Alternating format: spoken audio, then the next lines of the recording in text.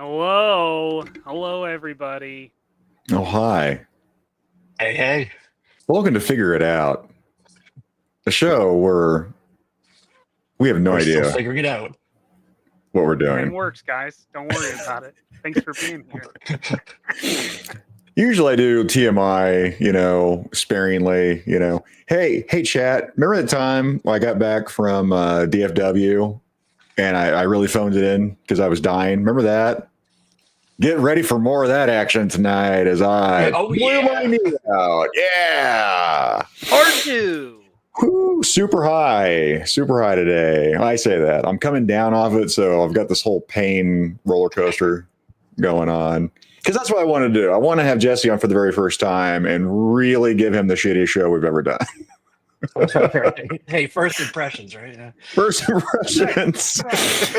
Guys, everybody in chat, welcome JLS, aka Jesse, into the show. Halitosis. We've been wanting this to happen for a while. Also, that's a cool hat, sir, because I love bunnies and I like death. Yeah. So, yeah. Okay. Good combination then, right? That is a dope hat. Yeah. It's like, how high is he? Really? Does he like my hat? No, I for real love the hat. Because again, my wife, I love my wife. Bingo card is my honey bunny, right? So, and she also loves bunnies and she loves death. There you go. So let's do this. Everyone, thank you for showing up. Let's get into this. I want to do a little interview part first so people get to know you. All right. What got you into doing, what would you call it? Would you call it archival videos? I mean, how would you define it? Yeah, I mean, I kind of think of it more as like a lore video, Okay. I really did start. I mean, when I started with YouTube, it was really just doing like haul videos and, like LP says, like, look at me, show me what you got, That's really what it was. I did a live show for a while too. Few years, which was a lot of fun.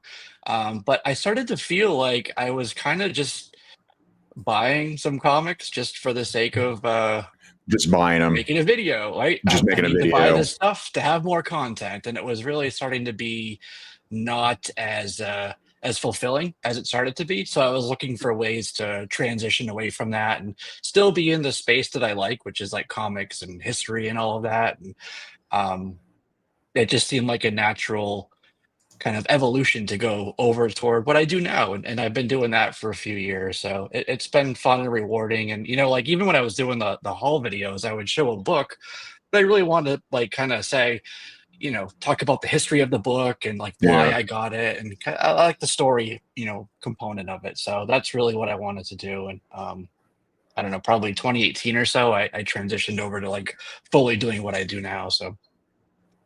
Yeah, you guys, if you haven't checked it out, yeah, I've got the links for Jesse in the description. I can't remember. I want to say, God, it might have been on It's Chad where I started interacting with you in chat, and then I can't remember how I ended up. I think I was a mod somewhere else, maybe 3POA or Mega Powers, and then I went to your channel and I was like, oh, hey, wow, he's got some cool videos, and I'm like, I started using you all the time when we do our show. I'm like, hey, I need to look up everything I need to know about Dreadnoks. I'm looking this up right now. And I know Mikey is a huge Dreadnought fan. Massive. So I definitely pointed that out. And I'm like, hey, Jesse's got several thousand subs. Holy shit. That's what blew me away. Just from us talking. Yeah. I was like, I was like, hey guys, you should really check out Jesse. Oh, never mind. You probably are. Yeah. You were with him first. Yeah. I really want to talk about that on that sub growth. Was there a sudden explosion or is it over time? It was over time. There were a couple of videos that definitely took off, and I wouldn't say they were viral by any means, but they did pretty well. They pulled in a lot of new people, and it really was just staying on target with kind of the idea of the videos I do and the consistency of it. And so just over time, it just grew organically. I was wondering about that. I didn't know if there was a sudden explosion or there was a roller coaster. Or there's just a few videos that hit at the right time. You're like, oh, wow.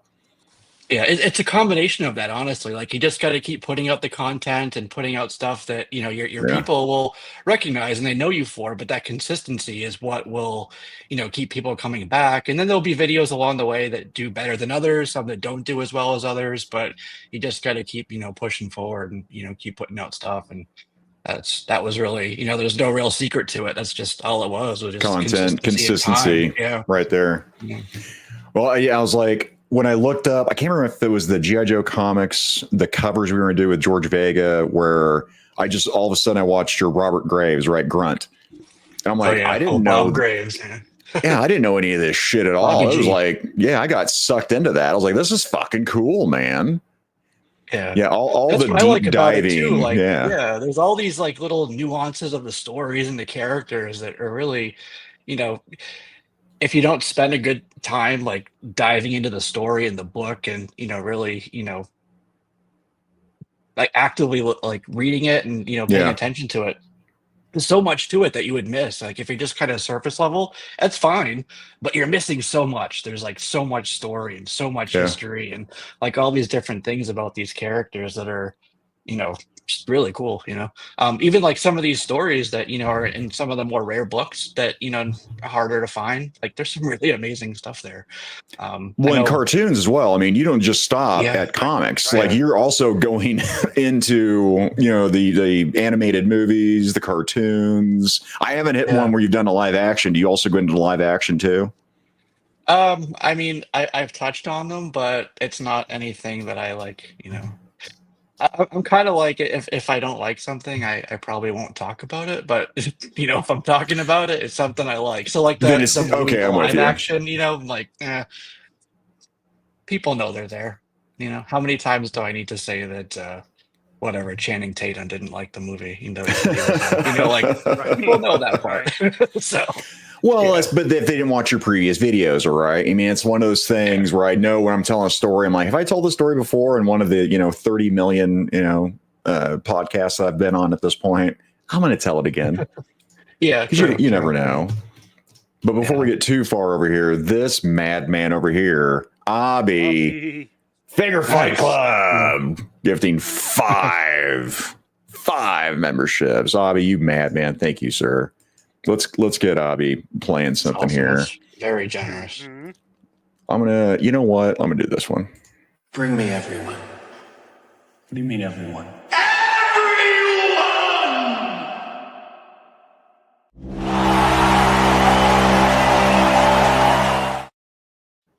Abby, thank you. I just realized I say I do voiceovers for my little clips. I did not do the voiceover on that one yet, but I want to do his partner. That's the guy I want to do the voice. I'll do a little voiceover for that guy. Make it my own. Abby, thank you very much, sir. What a guy. What a guy. What a guy. Getting some praise in here. Yep, Dan Olton. Thanks, Dan. Your G.I. Joe profiles are my go-to for Joe's. YouTube. The crazy thing is I've been doing them for years now, and there's so many more to do. I haven't gotten to a point where there's a couple that I redid, but for the most part, I'm like, there's so many more. I want to just kind of touch on everybody. But, the downside, I guess you could say, if anything, for what I do is obviously I have to publish the video at some point, but there's still more story coming out after that, So some of these characters I've already done where I haven't included the Energon universe or, some of the newer stuff, I need to go back and add some of the later story elements to those. Kaiju Daddy, you didn't get a membership. It wasn't meant to be. Also, I learned that there is a button that you can find out, Kaiju Daddy, where you actually have to click it to allow memberships. I'm almost wondering if you don't have that clicked, is what I'm wondering on these various shows. Maybe you really don't want one, Kaiju Daddy. I'm not kidding, Kaiju Daddy. I actually went deep diving into that going, why doesn't Kaiju get memberships? And now, Mikey, this is what I'm thinking to myself. What if he's turned it off on purpose to keep up the shtick? Mm-hmm. Commitment. That's good. I like Son that. of a bitch. You son of a bitch. And then, BK, Jesse, you made Toll Booth sound cool. That was a fun one. Honestly, like for me, the most fun part of that video was talking about the AVLBs. Well, here's the other thing, I guess, would be the question. So let's use the grunt video as an example. Like how many hours did you put into creating that video? It takes some time. I'll tell you that, because I have to do the research, make sure if I'm saying facts that the facts are right. One of the things that I do like to do, this because you've heard the videos, but like on the follow cards, it'll say like, oh, somebody did this course or this class, or this is their MOS. So what does that actually kind of mean, right? So building that out, bringing that part of it more to life, that takes some other research and stuff like that. But then once that's done, kind of turning it into a coherent, story, a nice, linear story, that kind of has some, through lines and things like that. And then the actual recording of the audio, and then building, because I use Adobe Premiere Pro for building the videos. And so constructing those and putting all the, the assets together for those, it takes a long time. It takes when it's all said and done, it's definitely, I think I estimated, I actually, Mikey, I think Chad asked me when I was on with you, and I was like, it's about, when all is said and done, all those different things combined, it's about an hour per minute of video. An hour per minute. That's a good way to sit there and try to figure out what, the timeline for it. Yeah, oh, man, that's rough estimate, of course, but yeah, it's very editing heavy and time consuming. What is that the worst part? Is editing? What's the worst part of putting a video together? The worst part? The lesson. I'm not saying you hate it. I'm saying what's the least enjoyable part?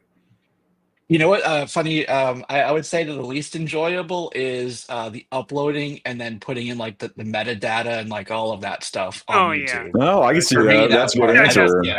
Yeah. It's like fucking hell, man. Okay, exactly, let me put this bullshit in there. Settings you can like save and like it just auto populates, or like it for your template, right? Yeah, right. But like, there's a lot of stuff you have to like redo every single time. Like, it really sucks to have to put in the tags and stuff every time. But hey, we got Papa Jerk in the house. Yes, I live. I'm alive. If I miss some Mega Powers, there's shit going down. It's rare that I'm replay squad on Mega Powers. Yeah. Oh, and we have Jason Evangelista joining. Fuck yeah, Jason. Agent of Chaos, Master of Mayhem. We had a bunch of names for Evangelista during the D&D run we were doing with Tony. That was a lot of fun. Let's get you an ad, sir. Let's do this. Channel membership, sir? Yes, thank you.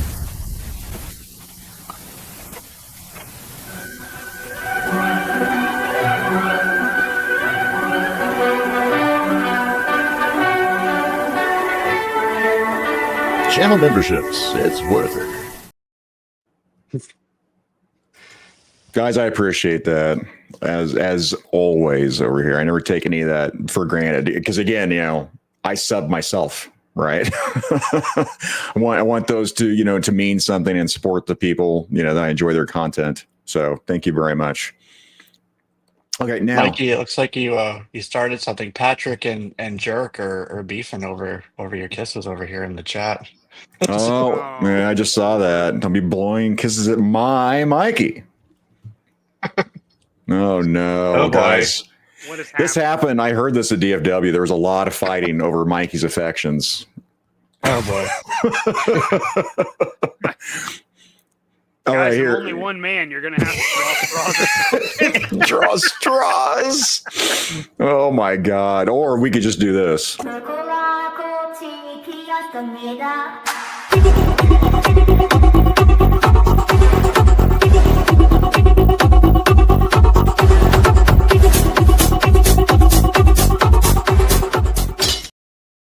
Yeah. And there's a copyright. Yep. I'm gonna get one on there, and I just didn't give a shit. I have a whole litany of things to not get hit on, and that one, yeah, screw it. I'm just gonna do it. Just gonna do it. Yes, I do. I love the old commercials. I literally have an IG where I just keep collecting old commercials. I'm like, can I? First of all, I just love doing it. Second of all, now I'm like, can I work that into the show? And I miss Frankie Doom coming in here. That one's so good. Oh, and here's this guy right here, Jacob. Oh, from the desert. What's up, Hey, buddy? Jacob is definitely is awesome, man. I love meeting him at DFW. What a guy. What a guy. We got RG in the house. All right, so GTFO. See, Shane Time Toys. How you doing, man? Shane here. I miss Shane coming in here. Yeah. Shane. You son of a gun. It's almost like I'm still high. Not as high as I was, but kind of. 30,000 feet right now, right? He's not a smoking Joe. He's a pill popping Joe. Pill popping Joe. Is there some a counter program you can come up with, Mikey? Pill popping papas. Yeah. Mikey's good with alliteration. We got to let him cook though on that. Think about that, Mikey. It's too many things. Definitely hit out Smoking Joe's, by the way. Popping punk ass. That's what it is. Pill popping punk ass. Pill popping punk ass. That's a lot of peas. Love the alliteration. Yeah. I have a cure for pill popping Joes. All the streets. I would throw out links in the chat to go follow everybody, but he's not gonna do it. I'm barely coherent right now, guys. I'm sorry. But yeah, Shane did say hit that like button. Please like, share, and submit. Instead of subscribe, I'm just gonna say submit from now on. Right? People are submitting. I'm gonna try it out. I kind of came up with that on 3POA when I was goofing off because Drew G and Mike Joseph, I'm being tongue in cheek here. We're putting work in, man. Scott had everything lined out. Those guys were popping up links. I'm like, shit, cool. I'm going to sit back and kind of eased off and just moderated the chat. Guys, if you haven't checked that out, by the way, whatever you think of Comicsgate and Ethan Van Sciver, I would check out that 3POA episode because it was entertaining. I don't care where you fall on that. I was bursting out laughing when it started like right at the beginning when LP was when you first came on my radar and he's like, "Oh, sorry, I was aiming for this owl."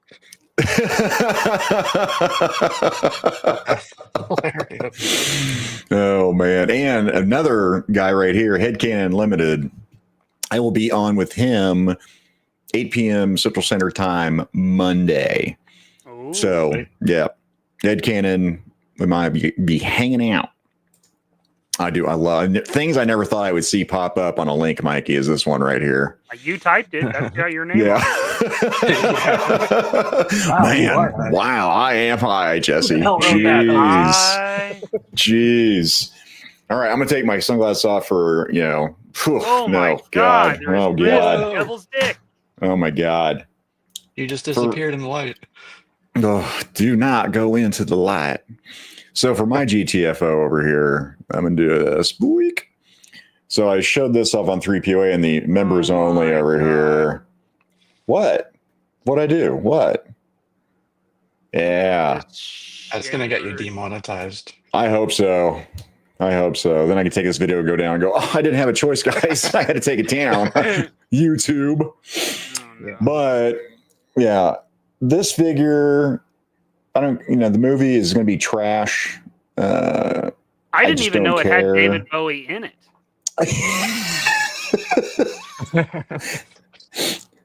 You think I laugh at Mikey's stuff? Just wait for tonight. It's going to be happening tonight. I'm going to laugh at everything. But I do like the figures. I don't give a shit if I ever see this movie. When they do good figures, I just don't care. And I will go get the toy. Right. So yeah, I'm all about that because I didn't have a Johnny Storm. I missed the Ollie's wave of Fantastic Four. I picked up Invisible Woman, but I really love those. And the other thing I was showing off on the members only was these guys, the Zesray Studio guys. Oh yeah. Now their That's articulation cool. is got, it's just the single joint, right? And they're armored all to hell. So this guy's like, which word to the gym? But I love that helmet, man. I'm a sucker for a good, mask head sculpt over here. Why do you look so surprised? That's the Roman sex doll is what that is. Oh, okay. Oh, Yeah, no, they were still figuring it out back then. Cool. They're like, can you make that rounder? I'm kind of clipping on this. But yeah, these guys are still on 5K for sale. And roughly it's like, I don't know, $30 per figure. And they've got all kinds of accessories. So I'm like, well, you know what? I'm picking that up because $30 for these figures and like just for the accessories is worth it. I mean, you got a little wolf head. You got a little wolf pelt on there. Ooh. Yeah. Yeah. And then because of Papa Jerk, by the way, because I didn't want to repaint. Well, then I found out, it's not a repaint. It is Fresh. what the Mr. Fix-It body. Mikey, was that right? Yeah. The Mr. Fix-It buck. This Kingpin, by the way, in that iridescent purple on the tie and his whatever the hell you call it, pocket square. Act like I did. I was like, I didn't know what that is. I totally know what that is. Vanessa brought me this pocket square. Oh, dude, if I can have him, maybe the Ramen Racer or the Vanguard, and I'll have him like smashing the door into somebody's head like a tracksuit mafia guy, like in the Daredevil Netflix deal, as he was just slamming that fucking door over and over again. Fuck yeah. Yeah. Do it. But that, I have a lot of shit. I just murder time. You're so high.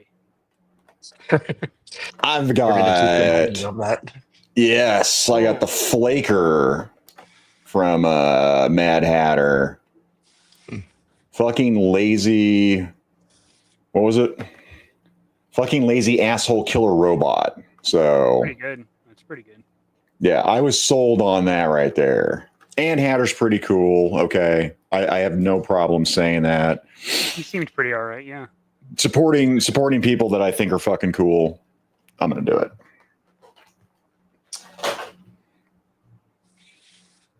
Done. I'm done. That's it? I'm done. Are you sure? No. He'll be back with more, guys. But wait. So I had, Wait, there's I got a more. couple of things on the Amazon day of sales. I got one of these for $17. I got you. There you go. So I want to do another Snow Wolf like I did for Assembly Required last year. Yeah. So I got one of these, $17. 17? That's worth it. good. Yeah, 17. And then I got some stands because I was running out of these. So I got my stands, Amazon, and I got some flight stands. Oh, which one did you get on the more Amazon? Yeah, all Amazon. This one is a brand I've never used before, so I'm going to give them a try. I don't know. If you See how it like goes. them, I've actually had requests of people asking me what to do for like what am I getting for my stands, and I've been getting all kinds of these are Regular pricey stands or flight stands? flight stands, well, and regular stands too. Now for the regular stands, I just like the Amazon ones. Just go that route, call it good. Wrestling figures has some good stuff. Elevate is a brand I'm trying out, and I'll eventually. By the way, no sponsorships, guys. They've got some cool shit. Well, I'll show you. Oh God, this is a bad idea, Jason. Don't do this. Do it anyway. Oh God. Okay. Oh, No, she took one tumble. my She took one God. tumble. So some of these have peg stands, and the Those others, kitties have cake. the others have that little foot shoe kind of deal. And there's a tiered system. And I was like, you know what? I want to try those out. Let me give that a whirl. Sorry, she took us. Oh, she look at that, Mikey. She fell in. No. She felt like it took us, Mikey. Oh, she's winking Yeah. at me with her whispering eye.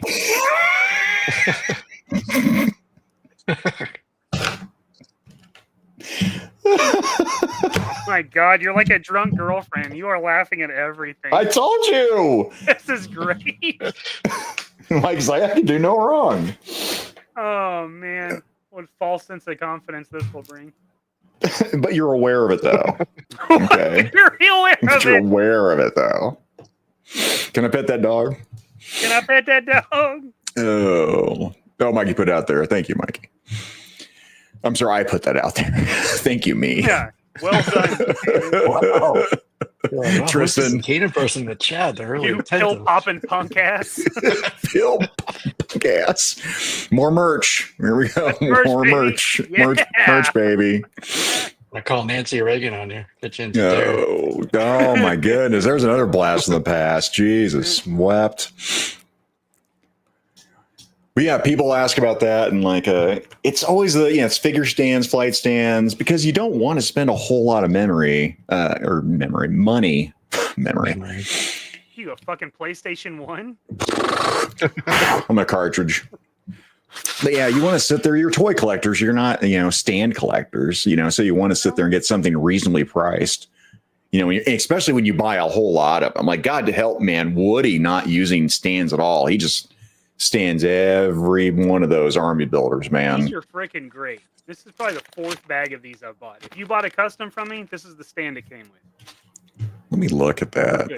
I'm wondering here. Oh, I can't click on it from this end, can I? Oh, geez. I'm wondering if it's the same one that I get. Do they also have circle options too? I don't know. Disc options. There's one I'm getting that has like a disc option, clear and black and white. I got some little disc ones, and that's what I use for my my Action Force, my Pallet Toy Action Force, because they're Star Wars sized, and it works really well. Yeah, to collector. I collect shipping boxes. I do too. I have a lot of those. Hell yeah, But man. I use them. Patrick Stralco dropping $5 just to ask Jesse. Nice. JLS, can I see your favorite toy you own? Only if you send that $5 to me. Yeah, come on. Come on, Stralco. You know better. You know better than that. My favorite toy. Come on, That's Cat. I don't know. Hardest question you could possibly ask. Yeah, I mean, because I like everything. That's my problem. I like too many things. Well, I'll tell you my what. favorite. Let's do this. Let's save that from it came from the collection. Let's do it that way. Okay. That'll give you some time. Not much, but a little. A little bit. Yeah, it's a good question, Patrick. I'll get you that answer. Just give me a minute to think about it. And then he'll figure it out. Hey. That's right. Hey. Mikey, what else you got for GTFO? Isn't that enough? Did you show stuff off? For GTFO? Yeah. Wow. Okay. Oh, buddy. Oh, buddy. I was being funny that time. Okay. I don't believe you. I know. That's the perfect time to be that funny. I don't believe you. Or so it depends, Jesse. Do you have stuff for GTFO, or do you want to segue right into it came from the collection? I mean, I have some recent pickups I can show. Okay, let's do those. Yeah. So, actually, first, I gotta blame Music Cannon, you son of a bitch. I have up here. There's a blocky, so I got one of these. So you can blame Talib 1980s collects. Yeah. Who, I like these. Yeah, that one was a lot of fun to put together. So I'm looking forward to putting this little guy together. So those are so much. They're very satisfying, I think, to put together, man. It's just relaxing, getting those clicks. That's right. Yeah, it's fun. Just and you can be cheap. You're spending like $5 per, get a deal on Amazon, or you start getting the deluxe, the action class. Did I hear block? Yes, you did. That's my second one. So tell him if I ever get invited on a show again, there'll probably be a lot more behind me at that point. Just imagine him sitting. That's how it always starts. Fly blockies. Right. Blockies, you say?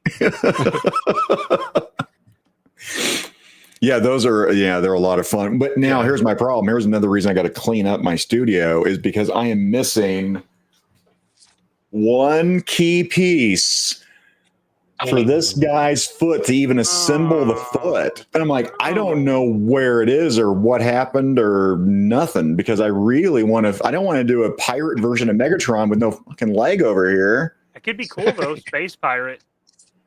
There you go. Yeah, give him a wooden leg. Give him the barrel of his gun as his leg. Right in there. The barrel of his, The barrel of like his that. gun as his leg, and then it works with the Transformers thing as well. Oh my God. Well, I was thinking, the pirate, you could kind of combine it with what Bobby's doing, right? What? Like Oh, Megatron for from the- the black. Yeah. From the Yeah, black, the black. Yeah. Dude, yeah, by the way, we're going to be talking about pirates here. Yeah, when he was talking about, I'm also getting mad at him too, because he kept all the shit on the inside. So I'm out there. I can't talk about what we were doing. We were just hanging out is what we were doing. And we're having a conversation. No, I was smoking a cigar is what I was doing. So, and Bobby was, he was sipping water, like, I don't know, Perrier or something. That sounds right. He was just, clean living, straight edge. So he's out there, we're talking. He kept all that shit to himself, by the way.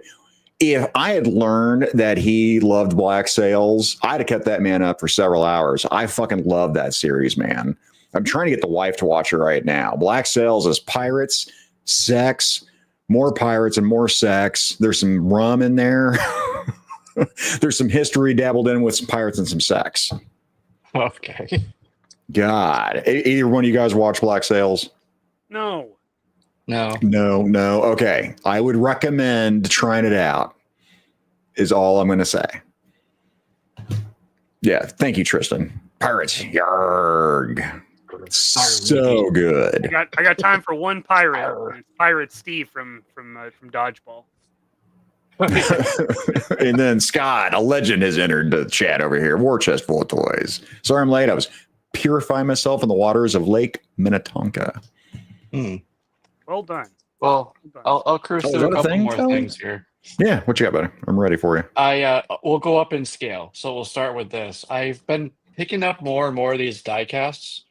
So I got this little set here for Jurassic Park, but it's got like a cool Humvee and some other thing. I haven't taken them out yet, but thought this was pretty cool. That is pretty cool. I've been getting into die cast myself, man. It's another slippery slope to go into. It is, yeah. It's like, oh, these are only a couple bucks. Next thing you know, you have like half a dozen of them.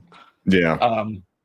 I got a couple classified. So a Darklon came in, so I got him. Haven't opened them yet. And then Blowtorch. Yeah, Blowjob. Blowjob. That's favorite show. Yeah. I want to know if people think I'm like lying to make that shit up. I really do. Yeah.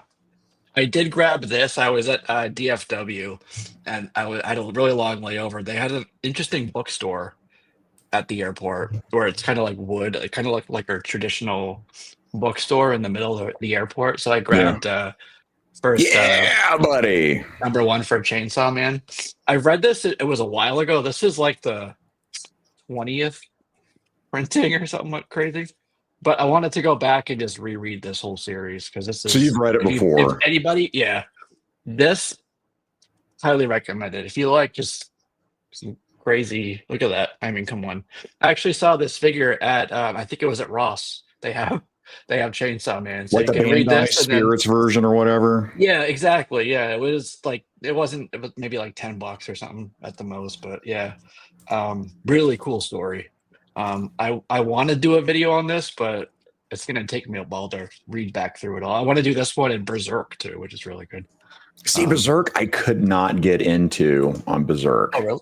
Oh, And I'm not talking the manga. I'm talking about the anime. And when you want to talk about Mikey tuning out right here, talk about some anime here, Jesse. Yeah, I didn't like the anime. Whenever you're doing like the Marilyn Manson, no nipples thing, I'm like, it just takes me completely out. And I gave it like 4 episodes. I'm like, I cannot do Berserk. I just can't. Oh, yeah. But that Chainsaw Man, dude, I thought this is dumb. And I watched it. I'm like, this is amazing. Yeah, it's cool. Yeah. And we got Frankie in here. Fun fact, there was a group of pirate transformers in the comic. Oh, yeah. That's true. I got this was like $5. Oh, yeah. Skybound Insiders. It's Eve from Invincible. I haven't The bloody seen ring. those. Yeah. So. Oh, that's cool. Yeah, haven't taken her out. This is a smaller scale, but it's Skybound and Mcfarlane. Scott, okay. Is it actually articulate or is it a statue? No, it articulates. It articulates. Yeah. Let's open it right now. Fuck it. Hell yeah. GTFO. Get that figure out. That's No, right. Frankie, that's a different black sails. We're not doing like Roots. Okay. Calm down. Either way, there's no refund. Dan watched the first episode, could not get into it. I get that a lot too. It's like one of those things you're going to know whether you're going to like it or not. Like The Boys, you're going to know within the first, I don't know, 5 to 10 minutes. I'm going to say 5, really, of whether you're going to get into The Boys or not. Diabolical. Oh man, Carl Urban is so good in The Boys, by the way.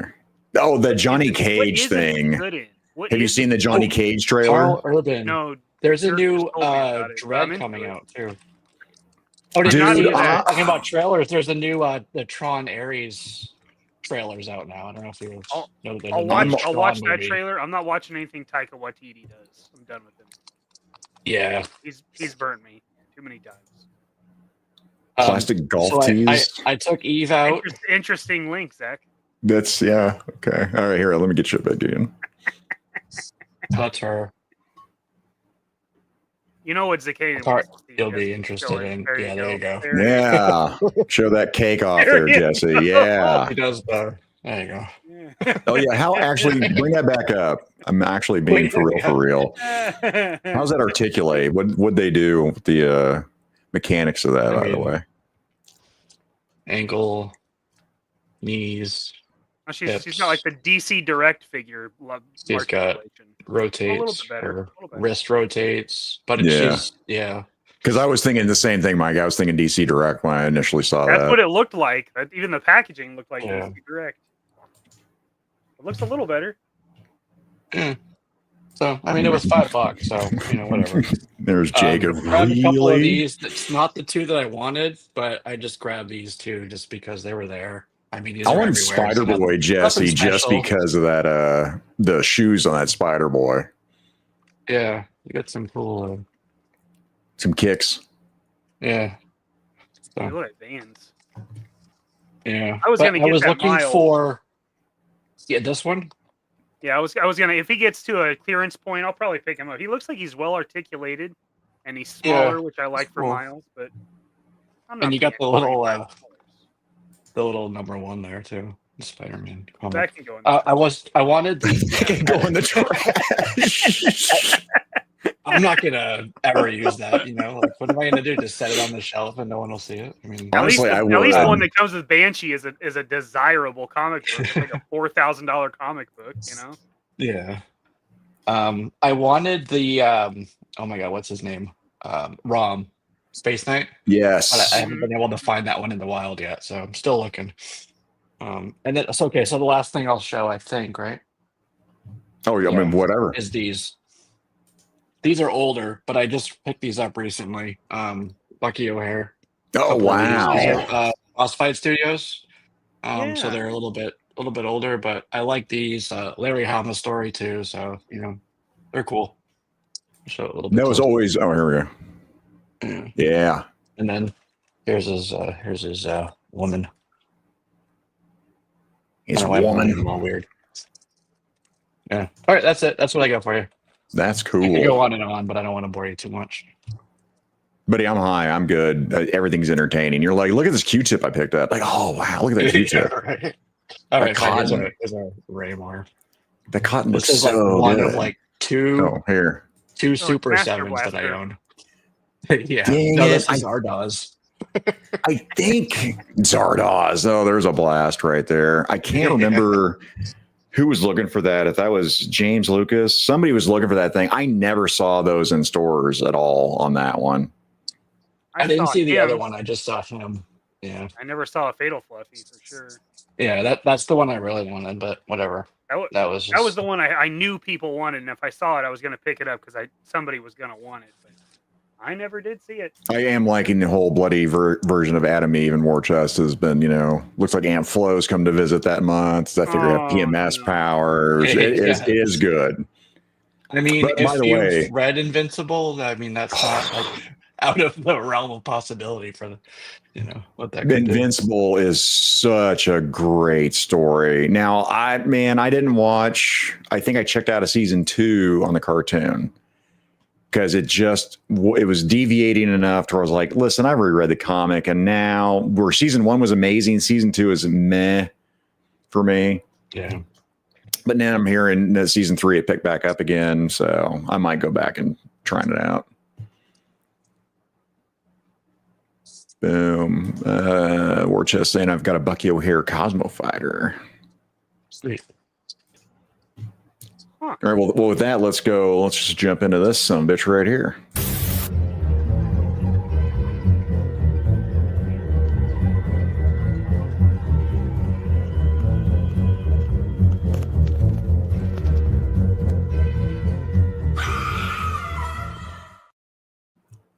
We got dinged on that one too. All right.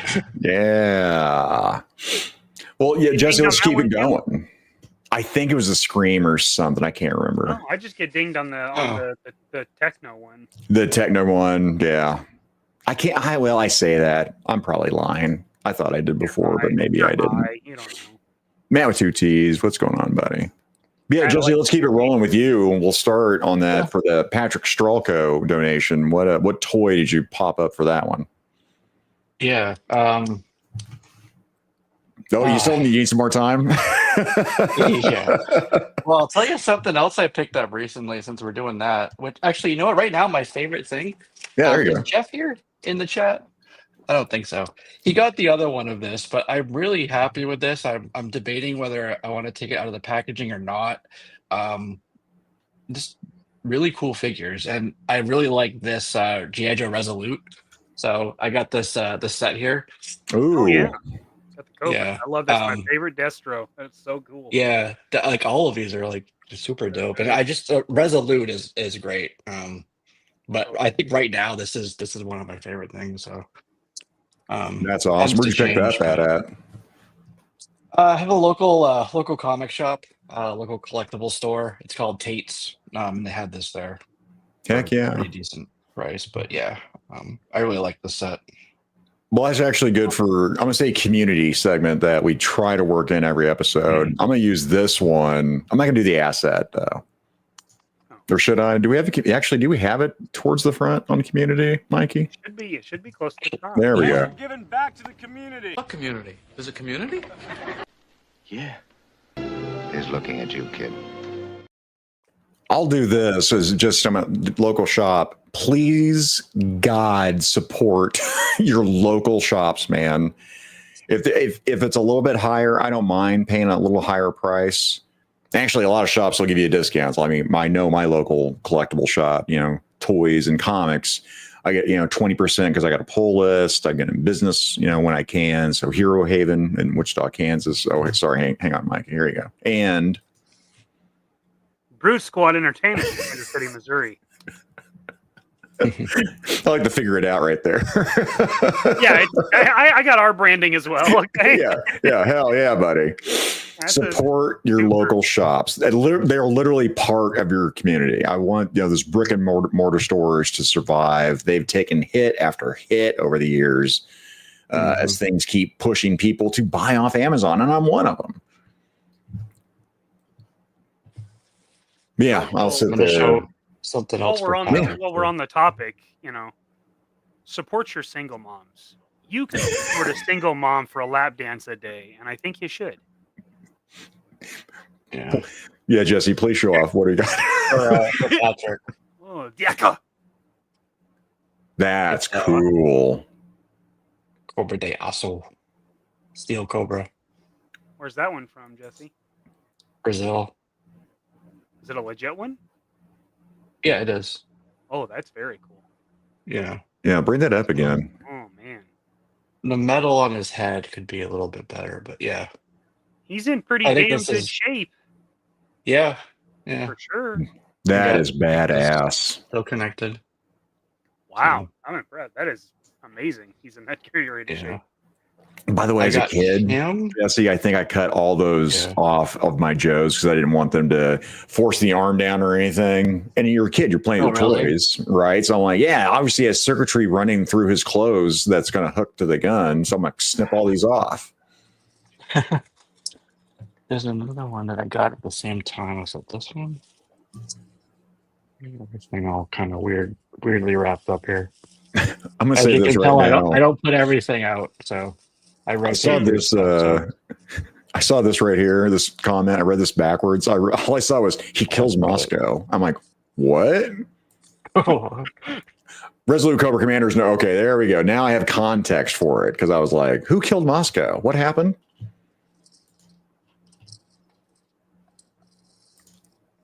Pulp Fiction Comics, Long Beach, California. Hell yeah. There you go. There you go. Oh yeah. Stu. What's Stu saying here? Screaming Monkey Comics, Munster, Indiana. Hell yeah. Oh, this is the thing that everybody's looking for too. These things. I got one of those. I forgot about that. Oh yeah, yeah. Chad was showing that off. That I think LP found one randomly. He said he left it for somebody else since Chad got him one. He like won one off Chad, I want to say, in the giveaway. Oh yeah, yeah.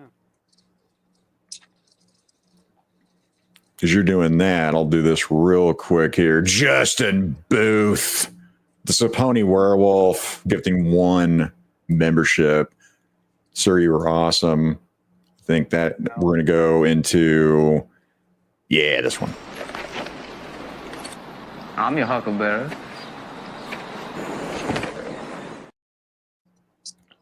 I must have tried doing that take for an hour. I just couldn't get the cadence, the pitch right. It was just driving me nuts. And Val Kilmer also had passed too, so I think that was also in my head that I really wanted to. Oh, you wanted to kill it. You wanted to not kill it, Mikey. Kill it. Holy. Oh, jeez. Thank you, Justin. Oops. Patrick Stralkos was asking, have you done a Cobra AC video? No, not yet. I'm waiting till I get because I want to do one on the different variant. So I have actually it's Chad's favorite, the Headhunter Stormtrooper, but I want to get Asa Negra, which is what the mold was used for in Brazil. And then once I get that, I'll be able to do it. I did get this recently. This is probably not like a big deal. Just looking at it this way, it's like, okay, Snake Eyes, but this is actually exactly that one. Well, this is O Invaser. So this is the one that came out in 84. This was the Invader. This is Snake Eyes as a villain. The next year, 85, is when they put the Cobra logo on his chest. Oh, really? Okay, Yeah. cool. So there's two. There's one with this, one with the Cobra logo, and then this one that came out the year before, which is the first, like the launch year for the line. So it's pretty much exactly the same as Snake Eyes, but it just says Estrella on the back instead of Hasbro. So everything's the same except for the stamping on it. Yeah, exactly. Yeah, but that's a subtle enough difference for me to want to have it. Right. That is. It is loose. Cool. I mean, obviously, the next step would be finding a carbon one, but that's going to be some money. Oh yeah. Or you get lucky, like embargo, and it'll be like in a bin being thrown away. It's like, oh, here's this Methon card Invader. Well, I guess I'll just pick this up, I guess. Like, what do you want for it? They're like, oh, just take it, embargo, just take it. I'm going for a lot of international different things. So is there, like, I just got this Kraken.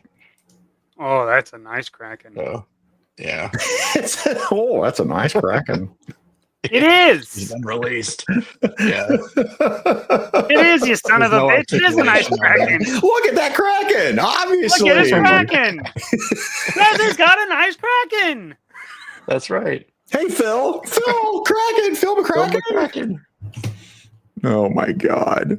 Look at that. I think it looks like the Gorn. He needs to fight Captain Kirk, obviously. That is. Yeah, look at his eyes. like, man, I just had some of what Zakanan had, man. They're just lower tabs, guys. God, if I had any alcohol in the house, because I drank all of it at the end Tuesday to get back on my diet. If I had any alcohol in this house, man, I drank that too. Tristan, show us your Kraken. Yeah, so I've just been picking up a lot of random stuff like that. Hell yeah. All right, Mikey dip for a second here. And stew for lunch. Yeah, you know what? It does. 219. Wow, weep nini bong. I think I nailed that one. Pretty sure I nailed that one. Yeah, you did. Oh, Slee Stack. Yeah, I could totally see a Slee Stack on that one. Yeah. Yeah.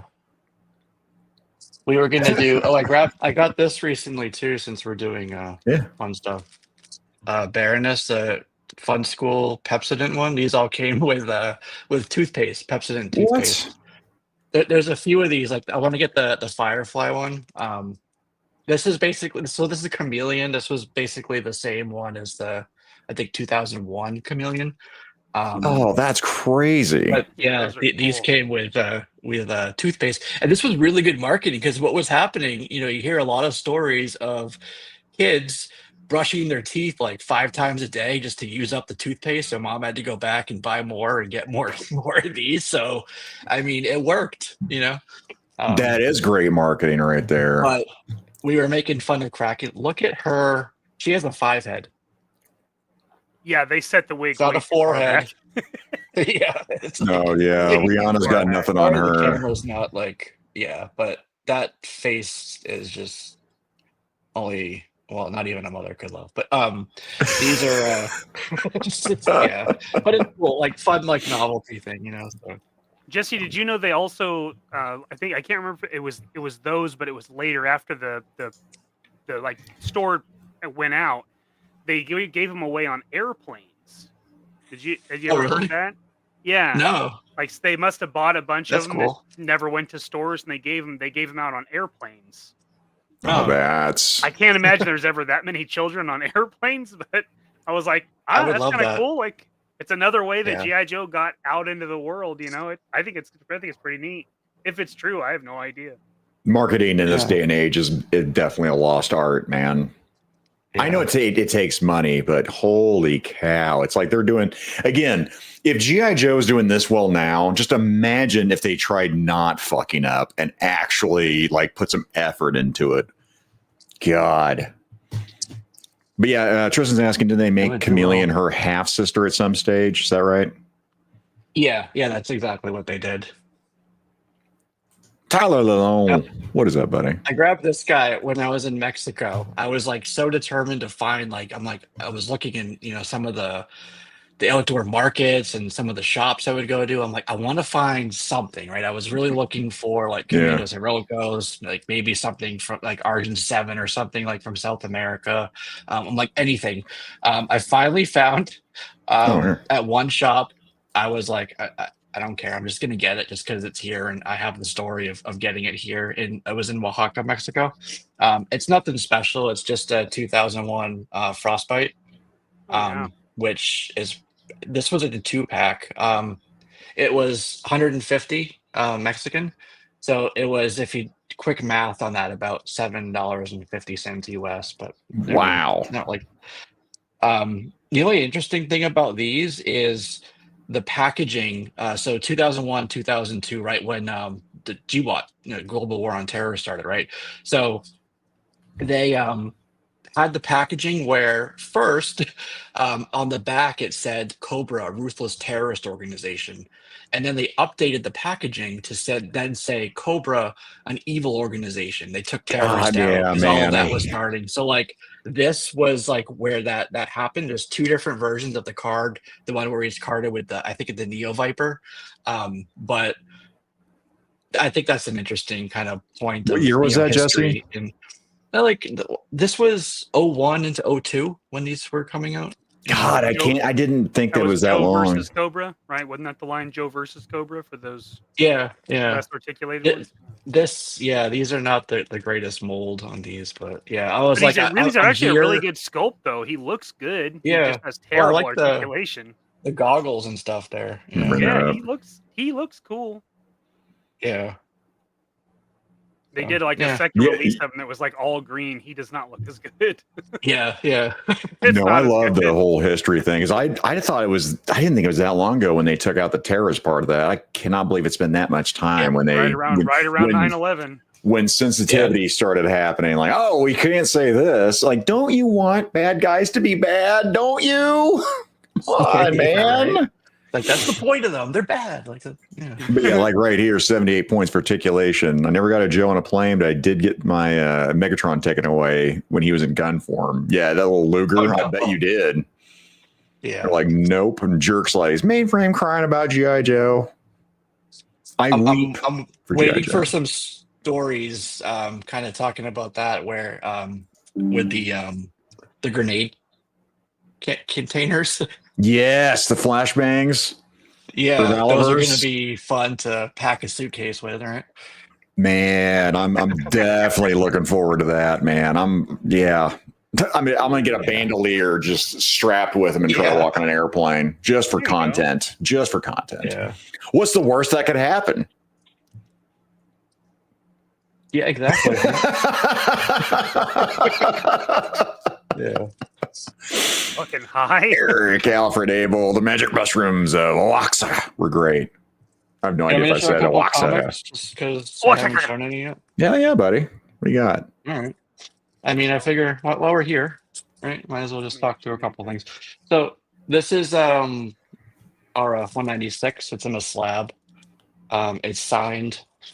It says Larry Hama retail incentive file copy from the personal collection of Larry Hama. So it's signed by him here. Really? But yeah, it's from his There you personal go. collection. which is That's pretty cool. It's the artist Wow. edition cover. So it's like a little bit, Heck yeah. That is awesome. Yeah. That's cool. And then this one is really cool. This one's 204. So this one's signed by Jamie Tyndall on the front. It has a signed and sketch by Larry Hama on the back. And then it's also signed by the inker, Roselle Rodriguez. This is a Capital City Comic Con exclusive. And it's Jamie Tyndall art on the front. Nice fairness. Ooh. And then there's I thought that was Larry's Gene Scott sketch on Campbell the back initially. of James. Oh, did Larry sketch that? Yep. Yeah. Oh, that's Signed cool. and then inked That's by I forget Rodriguez, Roselle Rodriguez. So Roselle signed it as well. So it's pretty cool. That's rad. Yeah. When did you pick those up? I would say like a couple months ago, honestly. But I just happen to have them right here next to me. Heck yeah. But yeah. Oh, and then the Thor is asking, Mikey, could you custom make a 1/6 Sopranos character like Paulie, Silvio, and Christopher? I probably could, but I don't do anything 1/6 anymore. I'm sure Not the since stuff when you exists first to do started that. out, right? Yeah, not since 2003 when I was a kid. But I'm sure that stuff exists to make good ones. Yeah. Oh, yeah. Sorry, Tristan's correcting me. Yes, actually, Megatron's a Walther P-38, not a Luger. You're correct. I'm sorry.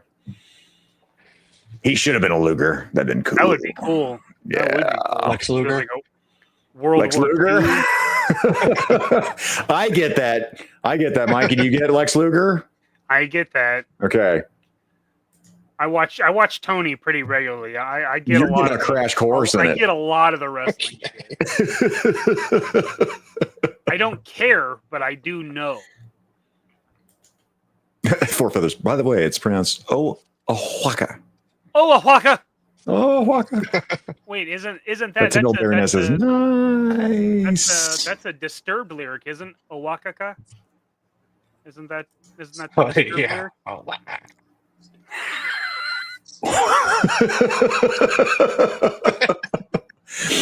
But everybody's definitely liking that right there. That's a great slab. You got a great slab, guy. Thanks. Yeah, I get that a lot. Yeah, yeah. I have more. I'll show some other time. I have a Hell yeah, we'll get you back on here. Hell yeah. We're an hour into it, so let's do this. Let's get into the meat. Not to cut you off. Go ahead. I was cutting you off, Jesse. What were you about to say? I know you said not to cut me off, so let's move on. Stop cutting him off, trying not to cut him off. Again, the worst show I've ever done. Congratulations, everybody. Let's get into the meat. Yeah.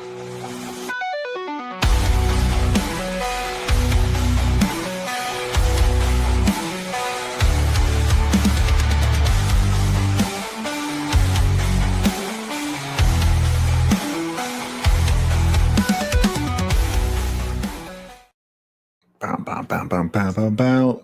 Yeah. The meats. Yep. Talking about our top 5 comic book events. If we happen to have some crossovers, I'm just going to shuffle my stuff around is how I'm going to do it. Right. Instead of like you hit a number 5, someone's number 5, somebody's number 1. If it's my number 1, I'm just going to adjust. Mine really and call it good. They're just 5. There you go.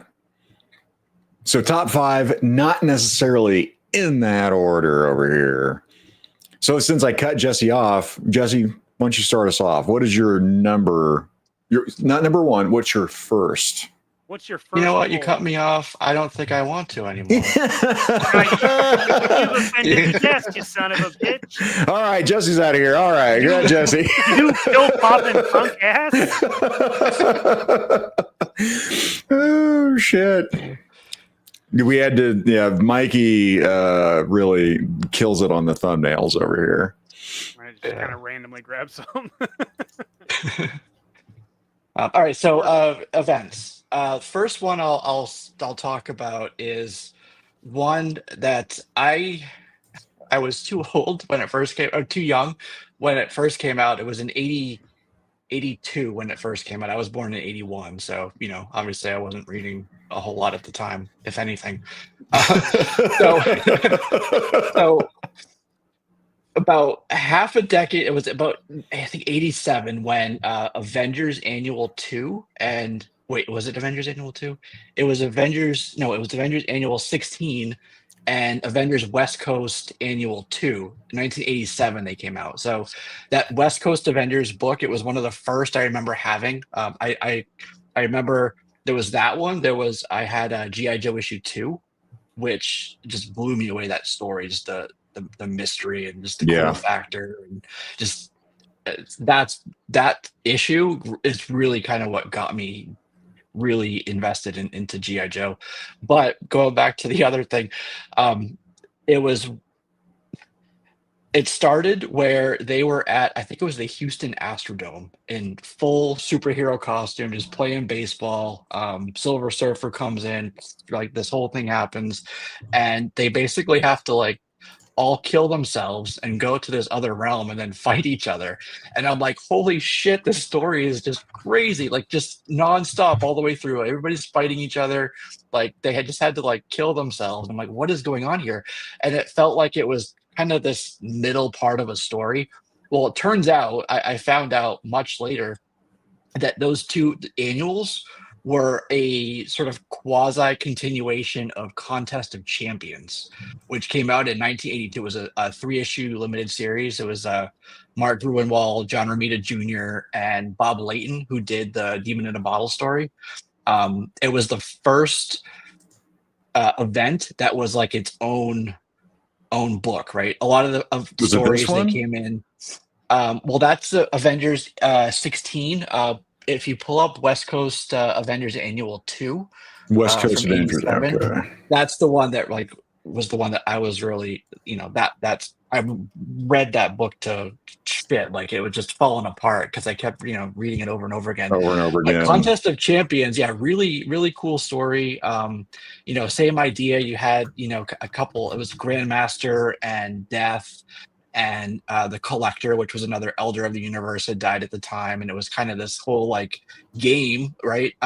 Where they pitted heroes against each other, and that's the premise of like the more modern Contest of Champions. There's a video game about it now, which is the same premise, but yeah, that really made an impression on me and really got me like, I was like, oh my God, I can't believe they wrote the story this way. And, just being a young kid at the time, like it just blew my mind. And so Contest of Champions, that event has really just, stuck with me. And it because of that and that connection to my, my origin story, if you will, that's why it made my list. Yeah, that one. Look, they're just all dead there. Like, That's crazy. And that's what really gets you right as a reader when you're sitting there picking up a comic or you want to get a new reader and you're like, wait, what's going on? Why is Cap there? What's going on? What's Thor? yeah, exactly. Black Knight, Why are they all just like napping? Photon. Actually, was she even called Photon at that point? Or she Captain Marvel at that point? Right now. You know what? That's a good. I think she was still Captain Marvel at that time. I want to say I don't know when they did the whole Photon deal, but yeah, because in my head when I was reading her, like Carol Danvers was dead. Rogue had killed her. Mm-hmm. So when I was reading, she was Captain Marvel when I started. Yeah. Yeah, that's cool. Yeah. I like that. All right. All right, Mikey. Me? Counterclockwise. Yeah. Okay. I'm going to do All right. everything backwards tonight.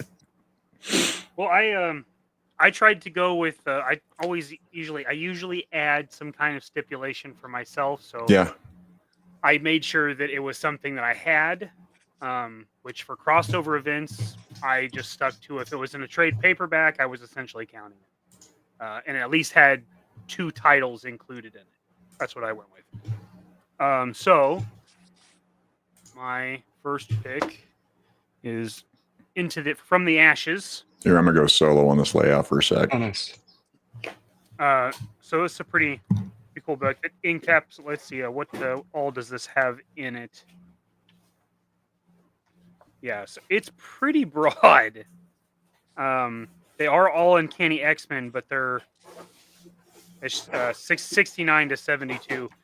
But I love. There's a few specific parts in this that I think are awesome. First time, the showdown with Storm, when you really learn like she really doesn't need anything else to just be a total badass. Yes. She fights Calypso. Yeah. So that's pretty awesome. And then also this was the first book when I was a kid. Dad had this book, and it was the first time I saw these gorgeous panels. Oh, dude. Wolverine fights Silver Samurai. Oh yeah. And that is just gorgeous panel work. I mean, like reading this and knowing later, like I imagine this is what G.I. Joe issue 21 should have been. Like there is dialogue, but you could definitely see this pictures without dialogue and understand the story. So I mean segmented. that's I love this. That's when like you don't even need the words. The art and the artist can art really tells the tell and story, carry the right? story. Yeah. Yeah. So good. You're saying his So boss good. owned the first double page spread from the OG contest champion series. I'm taking that stock back there too, by the way. That's nice. For the AI. Yeah. Oh my! Like, Yeah. wait, what? I forget it's there. Right. I do like that. I like the event that got you into comics. I wasn't thinking that route. So yeah, that's cool. Yeah. I like that.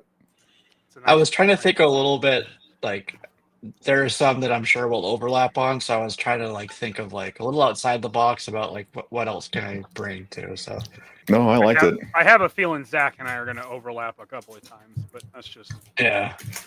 a theory. Well, so yeah, then I thought to myself, as soon as Jesse did that, I was like, oh, you know what? I could definitely change my game up over here. Because I've had these sitting next to me. So for my event, what got me into comics, I like the cut of your jib, Jesse. All right. These are what got me into comics. And when we talked about marketing earlier, and I've talked about this on the show before, but just in case you haven't watched our show before, like, share, and submit. Thanks. This marketing for this comic, yeah. No, now I got They Live stuck in my head. Obey, consume. But this marketing for this, there was a commercial for it. It was linked to the cartoon, the toy. You know, I was going to get my blowjob, the Polar Battle Bear, the glider. Now I can't remember if those two toys came out at the same time. I don't remember that because I never got the gliders at all. I haven't researched that shit out. But when I saw that, I was like, I need to go get this comic. You know, I'm locked in. You know, I've got the marketing work. You know, I get it. Years later, it was insidious. Good job, because it made me, you know, love that line. But it was this, and when I got it off a wire rack at my local town and country, they had this. And by the way, I can't remember the years on this. 1983, 1982, but these were on the rack, so I picked these up at the same time. And I did. I was like, nice, "What's Steranko homage right there?" I did. I was Jim like, Steranko art. Yeah, Jim Steranko. Which,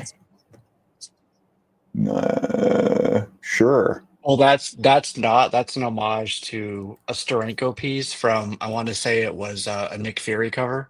Nick Fury cover. Well, yeah, but I don't even know who did the cover. I know what you're talking about, Jesse. Yeah, it is. That is the Like, who did the artwork for this one? Because I don't know.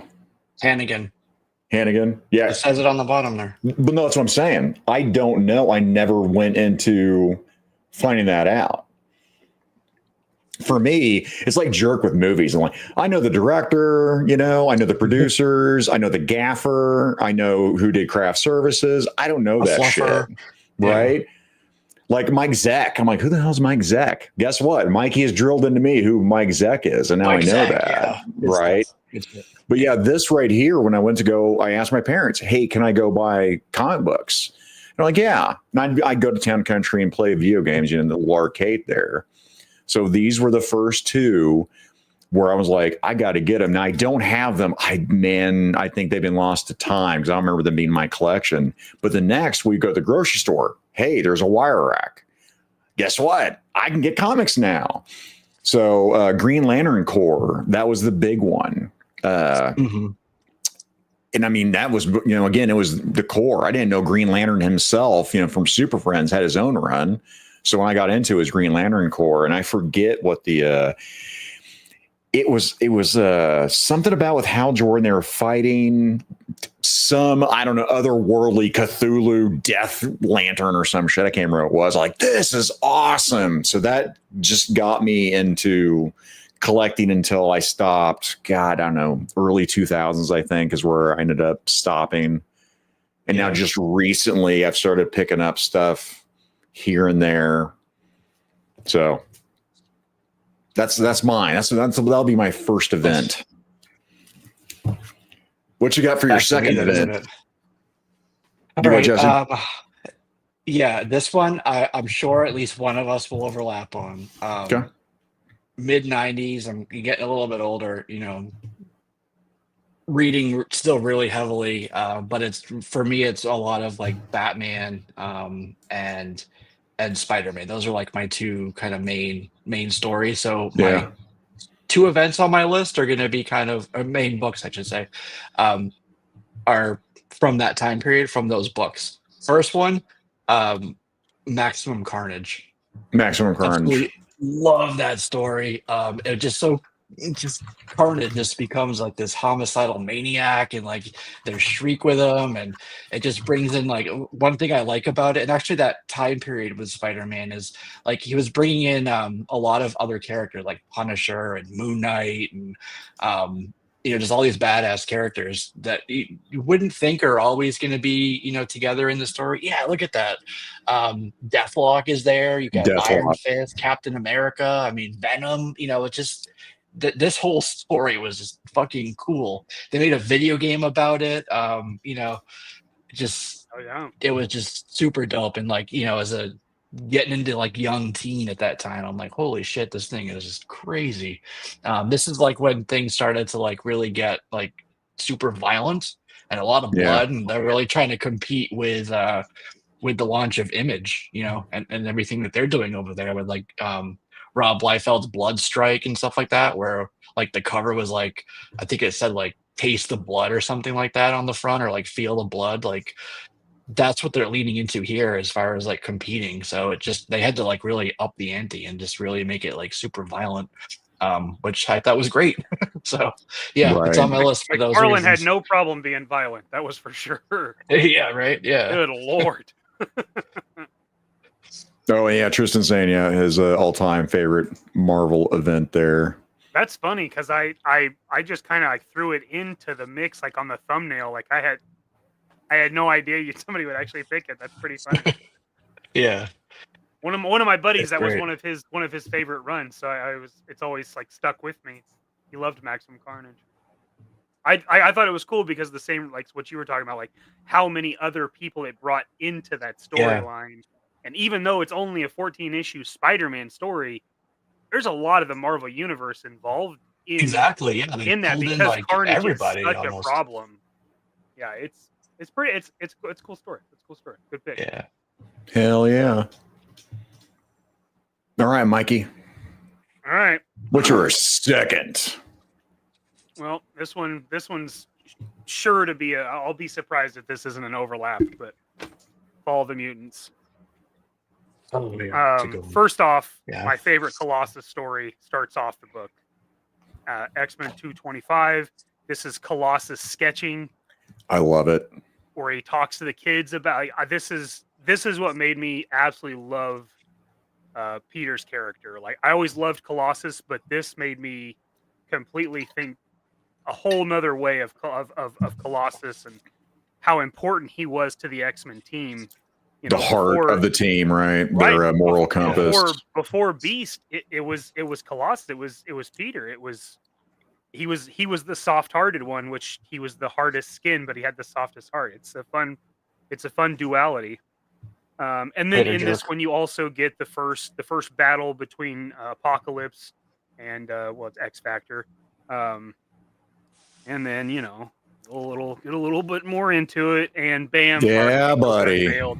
So in this one, I get my favorite Colossus story and the unveiling of my number 2 favorite Goosebumps. When you showed Archangel, I really need to make a fucking goosebump. I'm still getting them now. That's probably because of the lore tabs wearing off, but this right here, that's going to be on our list because oh my god, man, this right here was good, nuts to me. And what Jesse was talking about when we talked about what we're going to do, so many things spun off of this, right? Mm-hmm. X Factor, the original X-Men made a comeback, right? Yep. That was in this. And then Jesse's going to have to fact check me on this shit. Because when they were killing the Morlocks off, that was part of Fall of the Mutants, right? Yeah, that was part of it. Is that before, right? When they crucified Warren in the walls? Was that before? Yeah, that's Mutant Massacre. Yeah, that's Mutant Massacre. Yeah. So Mutant Massacre leading, there were so many events in my head linked together because you have Warren, you find him dead, and then in this run, he's back, right? Holy shit, they're so good. This was great storytelling. The fucking 4 Horsemen. Let me bring that up, Mikey. Go back to that 4 Horsemen. The 4 Horsemen. That is so badass. By the way, someone who claps, Mikey, and causes explosions in today's society, son of a bitch, man. Because every time War clapped, that's how he got his powers to activate. Right. Bitch. Yeah, there you go. Boom. Those splash pages are boom. It's really awesome. Good. Yeah. I'm clapping right there. Look at Ronnie. Neutron Ronnie. Oh my god, it's so good. This book is just full of awesome shit. I absolutely love it. Apocalypse is out of control with all the shit that he makes with his arms. He makes a drill and all kinds Night Jerk. Of stuff.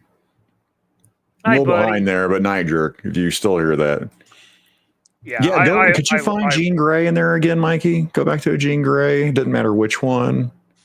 Just as long as we can see her. Yellow boots, man. I did. I was like, I saw. Either way you go red or you go green. They're yellow. But yeah, instead of just a pure green there, it's like, why did you not color her boots? Why? Target? Why? Hasbro? Why? Even this one where the colors are half-assed, still yellow boots. like dark. Like you can't fuck that up. Good Lord. Jacob's got to head out. All right, buddy. Jacob. Good night, sir. Jacob, an awesome member of the community, by the way. We give community shout outs as he's leaving. Absolutely. That's a guy who definitely gets a community shout out. That's for sure. Thor kicking ass in the sewers. So good. Yeah, the storytelling. Yeah, man, there's just so many good X-Men during that time period that just were just fucking gold here. Gold, Jerry. Gold. I will go. I'm gonna change things up. This is what I'm gonna do. Change it up. I'm gonna change it up a little bit. Yeah, I'm gonna change it up. Show us what you got. Ooh, change it up. All right. So for me, this little event that was happening right here. Hey, oh, sorry. Oh, there we go. If I remember this later, you're going to hear about it, buddy. But yeah, War of the Gods here. Is that Perez art on that first one? Does that look like? Oh, that first one? That looks like George Perez. It's got to be with all those characters on it. I mean, 'cause, that's what he's known for. That's for damn sure. Freaking crushes those, man. So good. Yeah. Oh my god.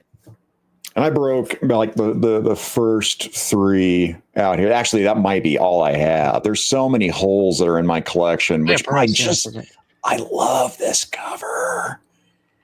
It's so good. Oh yeah, Perez. So War of the Gods for me, this was an event in my life where by the way, not The Rock. Okay, Black Adam in this was Black Adam me. This was like, this man is a villain. Holy cow. He's a son of a bitch. And I quoted him in this. Mikey's heard this story before. So listen up, children. If you haven't heard this story before, they ask Black Adam why they should listen to him about what's going on and why they need to, come together for this. I use this line. So now you'll hear this line here in a second. I go to see a movie. It's rare, but sometimes I'll see a movie alone. I don't have, a girlfriend at the time. The wife's mad at me. I love my wife. I just don't have any buddies to go. I'm just in a mood. I'm like, you know what? I'm going to go watch this movie. I can't even tell you what the movie was, but I go to the movie theater. And I've got a black trench coat on. Guys, yes, I know I'm 3 apples tall, but in this, pretend I'm not, okay? Well, it was a regular coat. It just, you wore it like a trench coat. It was a regular length. It was a regular movie theater. It wasn't like, Spank Cinema. So I go into this theater, North Rock, by the way, shout out to my local one. It was an old location.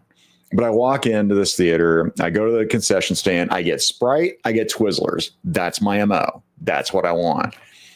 I order my large Sprite, order my Twizzlers. It's the concession stand, this young man sits there, slides me my Twizzlers, and I go to get the drink, and he takes it back, and he goes, what do you say?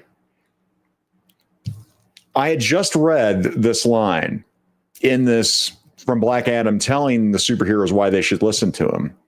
How long was your hair so I can get a good image? It was probably middle of my back at that point. Continue. Yeah, man, back when I had hair.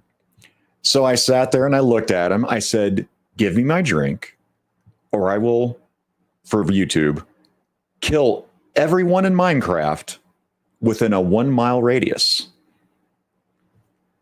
And he slid the drink back to me and I took it. And then I went and I saw my movie. And he quit. Now, this is before Columbine had happened with that whole theater thing, right? Because if I had done that, there'd have been police involved and it would have been a bad day. That's poor taste. You wouldn't do that. Yeesh, that would have been bad. So again, for preference, it was before that in the timeline for those of you doing that. But for me, I never, by the way, that's not me, but that was me that day where that line came out of my mouth. No, I wasn't serious. I would have done it within 10 feet. I would have gone out to a mile. That's crazy. That's a lot of work. Yeah. Holy cow. In Minecraft, YouTube. Yeah. if Nuke could do what he did with his size, then Zakani would be like a quarter stick of dynamite at best. Little firecracker. Yeah, a little pop. Popping pills. Punk. Pill popping punk ass. Oh, shit. But yeah, I did, man. That was an event that came over, and I also just thought that was cool for me, was seeing these superheroes, seeing the gods, interacting back and forth. I just thought that was neat. So yeah, that'll be my second.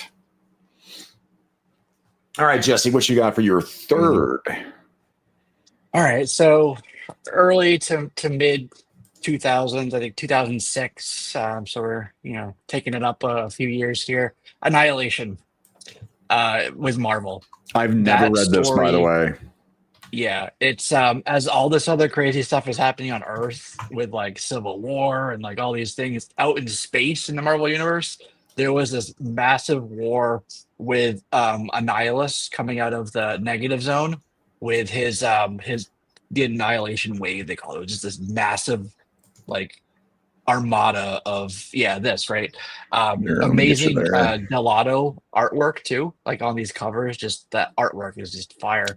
There was the main title, then there was Nova Ronin, who's Ronin the Accuser.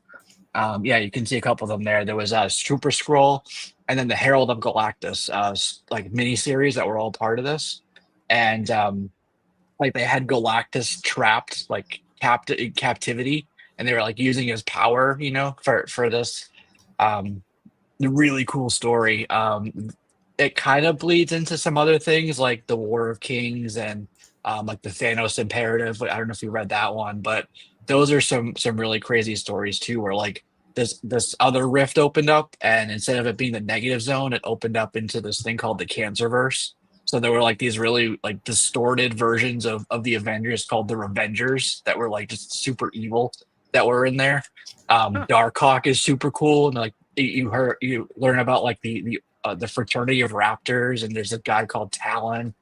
That's a cool cover, by the way. Yeah, right. Look at that. That's amazing.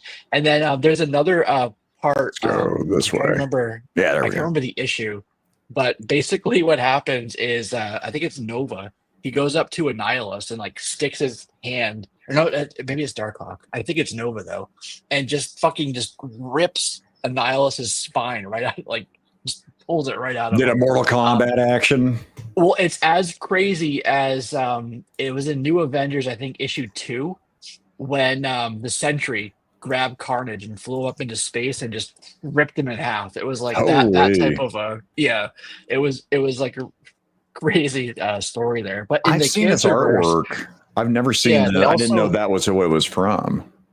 Yeah, so he gets he has his cosmic control rod, and then that sword down there is from Quasar. So like you get like Philo-Val and stuff in there. Part of the story is like when they come, like they decimate Xandar and the Nova Corps. So like there's only one Nova that's left, and like they just have to like do. It's really cool if you've never read it. I highly recommend it. That is definitely, it's on my list of things to read, which, by the way, I'm sorry, Patrick Stralco for $2. Hit that effing like button. Do it. Yeah. In the War of the Kings, which kind of like comes out of there, there's the Rift, and then you have Magus, and it's kind of like this evil version of Warlock, and you have his Church of Universal Truth, and they also have this thing called the Galactus Engine, which is like this like crazy Galactus machine that comes out. And these stories, like they pull in like all of the cosmic characters. So like one of the themes with the stories I picked, it seems like, is like all of these other characters like come into play here. So like in these stories, it's like all of the cosmic characters come in, even like the cosmic abstracts and stuff, and they're all just like fighting it out. It's like this giant cosmic war. It's really cool. Yeah, I hope I'm not overselling it. Like I no, really man, that's what you're passionate about. I mean, yeah, man. Too. Like, Oh, that's awesome. I love that Delato art too. It's like that nice painted style. It's really good. Yeah. No, you've got a lot of people that are agreeing with you too over here. Oh man, I'm gonna butcher. Okay, Mersenne. because I'm thinking French over here. Mercen Twister for $10. This is my first time on the channel, and damn, what a great time. Thank you. Well, thank you. All right. Yeah. Awesome, man. Appreciate that. Hell yeah. We do this a lot, and if you like this one, just wait until I actually don't do the worst show we've ever done, because this is it. Okay, Jesse's suffering over here. Every other Thursday. No, I'm not gonna get that. Every other Thursday on Mikey's channel. For when we put out good content, where I'm not dying. Listen, guys, I don't get high on my channel. Okay, that's. So where do you get high then? Whose channel do you get high on? Oh. Everybody else's. Everybody else's, okay, yeah. Not this one here. I can hear that you are dying. I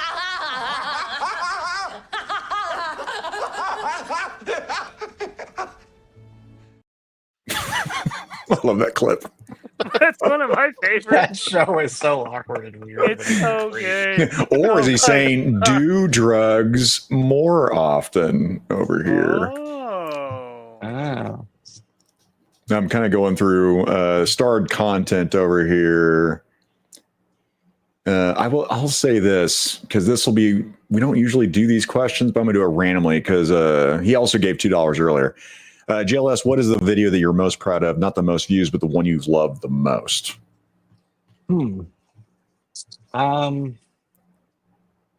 Basically, who's your favorite child? Yeah. Right. Yeah. It's like what's the one? I usually tell people whenever they have to think about it, like what's the first one that popped in your head when you're like proud and you thought of that one? Yeah. You know what? I think it's I did one on Galactus that I really enjoyed. Just because there was some there's some things about Galactus that not everybody knows. Like everybody just assumes he's like this evil guy who just coming to, eat and kill people, but there's a real purpose to what he does as far as overall the direction of the universe and cosmic and all this stuff, right? Where he's supposed to be the one who eats all this stuff and consumes it, and at some point he ends up eating everything, and then he basically explodes and he becomes the Big Bang for the next universe, right? So that's that's dope. There, right? Because at that point he ate everything, right? And so and so it starts over again. So it's one of those things where the purpose is above our ability to perceive that, as far as traditional good and evil. So really neat kind of getting into some of the philosophy around that, which I had a lot of fun doing, so I enjoyed that video quite a bit, putting that one together. Hell yeah. It's I have is I like the ones Monty where Python. I can get kind of deep in the story. Sometimes my videos tend to be 20 minutes long or so, but if I were to do it uncut, not editing it down, I have videos that were 45 minutes to an hour that I had to cut down. So I sometimes just end up going off on all these tangents that I'm people aren't going to sit through that. That's interesting to me, but so I cut out a lot of stuff. So. Well, guess what I'm doing? I'm putting this on my save the watch later. I'm going to put the Galactus one in the chat here. Yeah, that would be interesting. Boom, boom. But yeah, in my head, when you're talking about that with Galactus, I was thinking Monty Python and the meaning of life. So I'm imagining Galactus just sitting there and he's full, and someone's like, "Do you want a little moon?" No, fuck off. I'm full. Not one cosmic moon more. Oh, Jesse, it's a little moon. It's wafer thin. I like it. I think it was History of the World when they're in Greece and he looks out and he's like, "Someday this will all be yours." And he's like, "What, curtains?" Oh, man. Mikey, what is your third choice? Well, it blends right into the last one. It's Boom. Massacre. Mutant Massacre, buddy. This book is just full of so many good things. Dude, you went Colossus right to it. Absolutely losing his shit and snapping Whirlwind's fucking neck. Yeah, that's a Goosebumps moment I for sure. can't make that up, man. That was so effing good. Peter killing someone? Holy. There's 2 times in comics where I read something that was Colossus and was shook. It's this and Days of Future Past when the Sentinels kill Storm. Spoiler Yeah. alert. When Spoiler Colossus loses his shit. That's a powerful moment. But this one, he killed somebody. That's intense. Well, and he's talking about it as he's going up right to do it. Right? It's so dark. Well, not only this, like what Jesse talked you can see about. his sister doing this shit. You can see Peter doing this shit. No, hell no, man. But then what spins off of this is him recovering from his wounds and becoming paralyzed, and then Magneto has to come in and try to fix him as he's in that osmium skin, right? But then I can't remember. Does he end up getting stuck in his osmium skin and can't revert back to human from that event? Yeah, it's right here. Okay. Yeah. Well, there's a part where he can't revert back to human form, but I can't remember it was from that or from when it's after this. He's fucked up for a while because Magneto basically fuses him where he can't revert back. It's a super intense. Because also that's a cool moment for Magneto too, because you really see like for so long he's the bad guy, right? And then during this time period, he's leading the New Mutants, he's leading the kids, and now he's leading the X-Men, and you see like his heart and how much he like pours into like you're not sure if he walks away from this like as much as he outputs into Colossus and making sure he lives. Like Magneto's got some pretty incredible stuff. And then at the end, this battle between Saber and Wolverine is tops. Like they get into it in the subway, but this one coming out of the mansion after he almost upper right hand corner, Mikey. That upper right hand corner right there is in my head whenever they fight. This that panel, like after like I said, after he almost kills Betsy, Wolverine goes fucking psycho on him. Oh yeah, you want to talk about berserk from earlier? Yeah, he goes berserk. Oh my god, he loses his shit. Yeah, so this is a pretty intense story, and I mean we didn't cross into it, but Warren being fucking impaled, fucking his wings up, and later he would try to take the easy way out, and then Apocalypse gets a hold of him and turns him into death. But yeah, this story has some crazy highs and lows. Like it's as bad as it gets. And then this happens. Like, hey, from Facebook, story. Divine William, what is going on? I have to agree with War Chest though. Kind of in that same time period with the Inferno event, that was really good too. One of my favorite characters is actually Colossus's sister, Ileana Magic. And so she was a big part of the Inferno story. Yeah. But for the audience, right, we always assume, Jesse, you're right to name that out. Yeah, Ileana Rasputin, Peter Rasputin, brother and sister. It's just, I love that story and the dynamic. I love how their characters, like you said, Ileana killing Rowan, whatever. Darkchild, that's not a big deal. Yeah, that's something she struggles with containing that, right? That's her arc is not becoming Darkchild, crossing that line, becoming hers is queen of limbo. Far. Colossus is crossing that line like at all, but he does. There's a few times he does, and it's big. They're big deals. Yeah, it's funny. I bought Giant Size X-Men #1, which is like a key issue for X-Men because of she was a baby at the time and unnamed, but that's kind of her first appearance, So that's why I picked that one up. But that's a huge grail on that one. Yeah, it's a good one to have. Yep. All right, let's see. A little salty because at the time, it was when I got it. I was actually also looking at Hulk 181, which I see back there, Mikey, and It's not a real one, but yeah, that is it. Hey, it's still it's as good as I need. Right? Yeah, right. But so I was gonna get that book, and then right when I was looking, I that's when the price started to like shoot way up on it, and I'm like, fuck, that was bad timing. I was doing this thing like, when we're doing the haul videos, we would do like these lists of like want lists and like, hey, what are you gonna target for the next year, right? What are you gonna go after? And so like we would try to like stick to those lists and get those books and cross things off. Hey, great content, right? But I didn't have that book on there. So I'm like, oh, I'm going to wait. I'm going to stick with my list. And then I screwed myself out of getting it. So sucks. A little salty on that book, but that's when I went for GSX1 instead.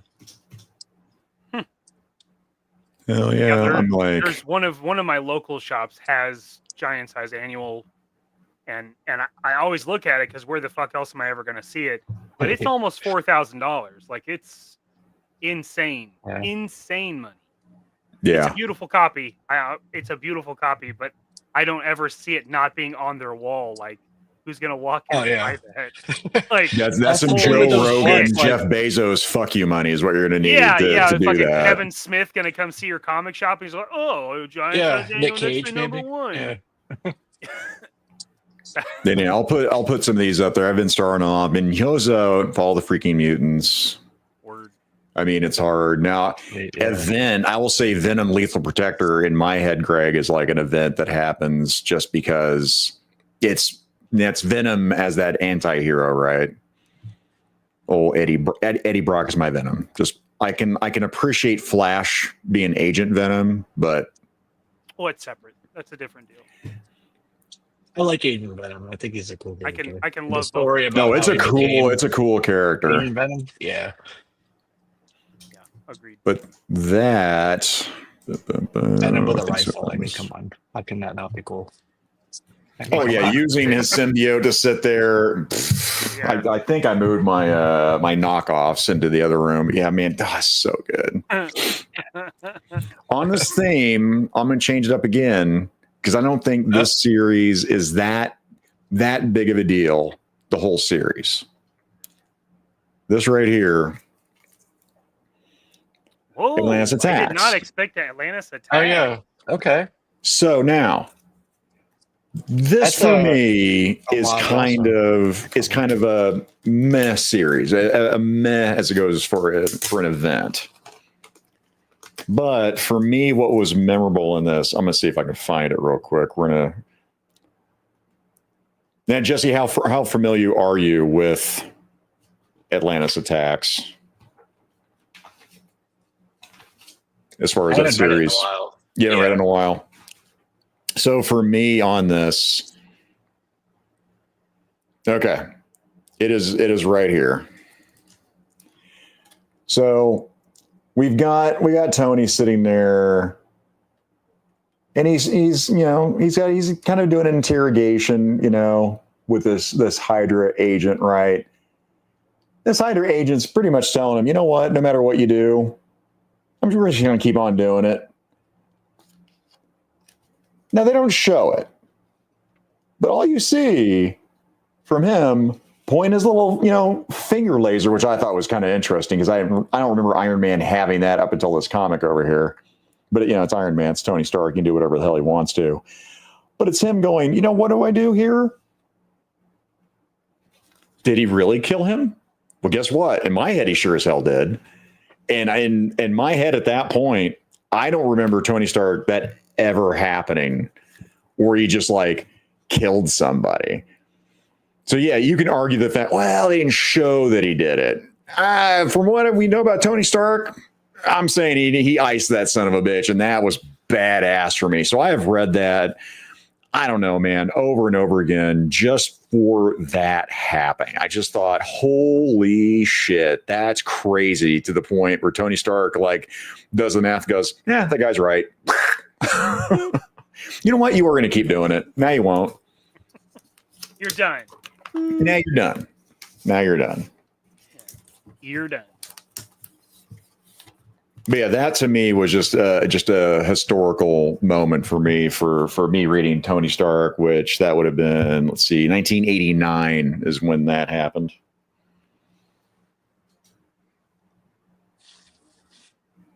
Jesse. pick. Yeah.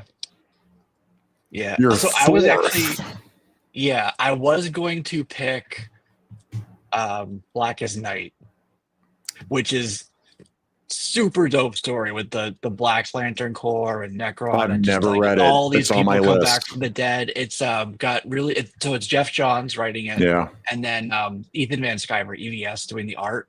Uncle Amazing Lee. art. The story is just really really cool story. A lot of like crazy scenes, good action, like. But so I'm cheating a little bit. I was gonna pick that. I'm not anymore. The one that I wanted to change it to actually is well, John Byrne and then into Chris Claremont, kind of classic X-Men with Phoenix and the Dark Phoenix saga. That There you was go. just like classic, quintessential. Like that for me, that is like the epitome of good X-Men stories, and just like what happens with Jean Grey as the Dark Phoenix, and like how the hell do you like redeem a character like that? You know, there you go. Yeah, Great No, book. here we go, Mikey. yeah. It's a great book. It's so good. Sometimes you own it twice. Yeah, right. So nice. I got it twice. Where Scott is holding her is just crazy good, man. Oh, dude, the Wolverine going in on the Hellfire Club, just going pure animal on it is just so. Yeah. Good. That Here, book let's is do. so just full of awesome pieces and parts. Just Yeah. it's so This This here, is this just- is really classic.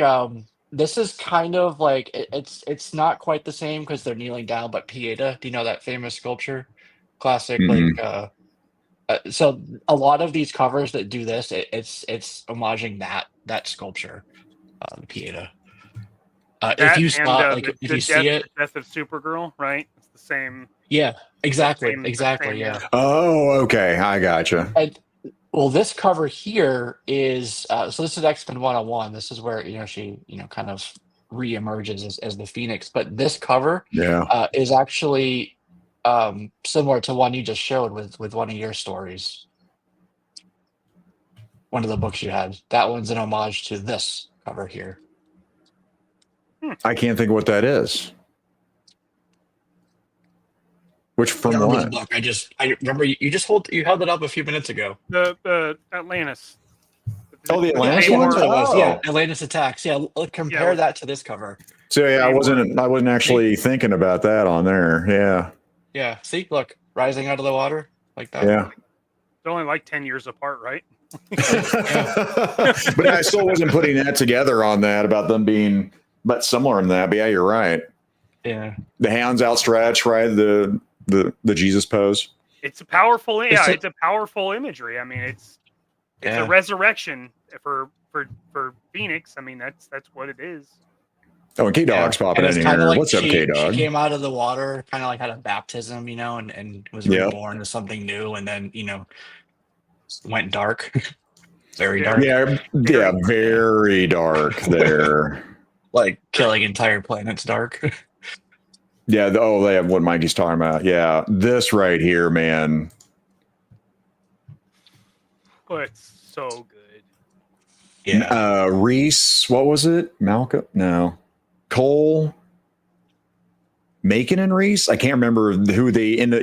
They end up, getting put in my spiral into the body shop, right, and coming out of cyborgs. I can't remember their names right off the top of my head. 3 of them, but the fact that they came back later, right, I just thought was dope, man. I mean, that's just good storytelling. Yeah. Just simple, Hellfire thugs, and they're like, you know what? We need some upgrades over here. Let's do this. Yeah, that was definitely Sebastian Shaw's really cool too. Sebastian Shaw, 100%. Yeah, I like that era of Storm too. This right here. Look how good she looks on that cover there. Yes. Oh yeah, look at that. Yeah. Oh my god, I forgot. This is actually the 3rd iteration I have. No, is it? We'll make a new race. Yeah. Cole Megan Reese, thank you, Headcanon. He also, by the way, like Jeff Butler, knows his shit. Knows his shit. That's a solid pick. You can't go wrong with those picks. You really can't. I mean, they're just amazing.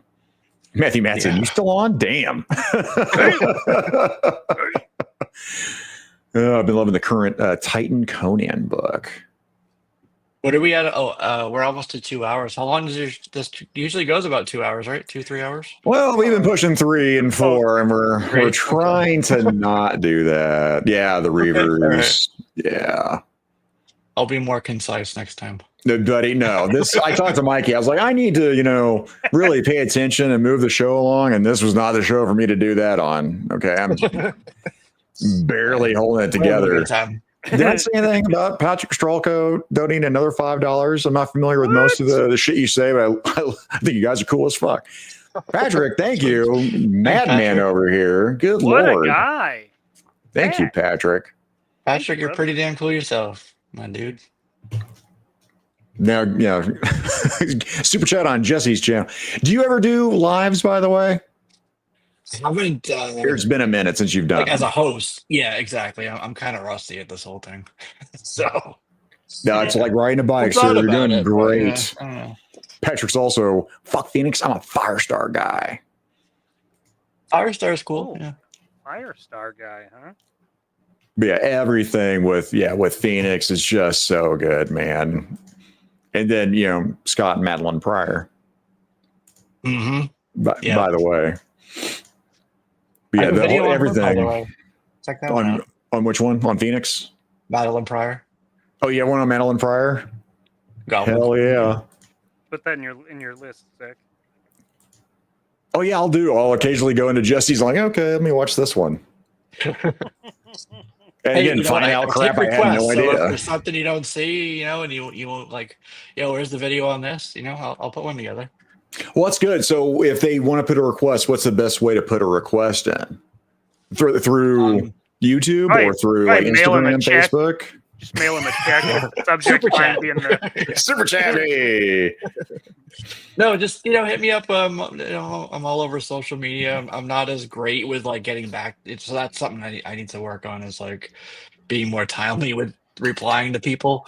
But send me a message. IG. I'm on there. I'm on Facebook too. I'm on.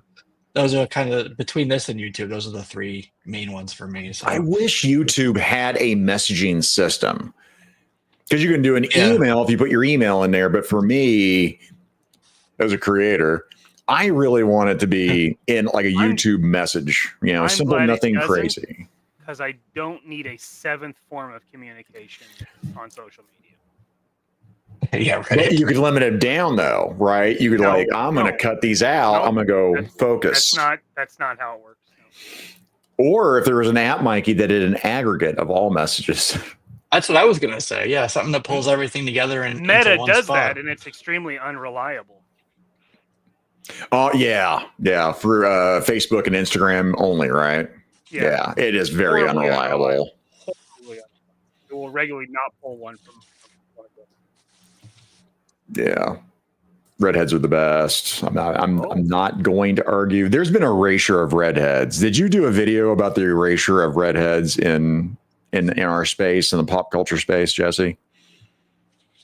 Specifically about redheads? No. Specifically, men and women, man. Jimmy Olsen, you name it. Where you started? I want to mix it up. Diversity, inclusion. Yeah. Listen, I know redheads don't have souls, but anyway. Yeah. Where were we lean back like that? Oh, I'm awake now. There's pain. There's some pain. Whoo, poor Frankie Ray. Yeah. Except when it's Weasley. Damn Weasleys. Oh my God. I know. K-Dog kicked off his own channel, and you know what? And usurped. Yeah. It's a coup. It's a coup. You just gotta check him once in a while. Just once in a while, just make sure he knows. Cletus Cassidy is a redhead. Yeah, true. That's true. Then when they had Woody Harrelson do that little cameo, they did give him red hair, didn't they? It's been a hot minute. They did. They gave him like a cheesy looking wig to wear. Oh, it's a terrible looking wig. It was real bad. Again, I love Woody Harrelson. That is not who I would have picked for fucking Carnage, man. you doing? No.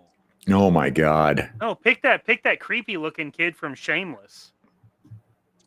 Pick that kid. That kid's terrifying looking.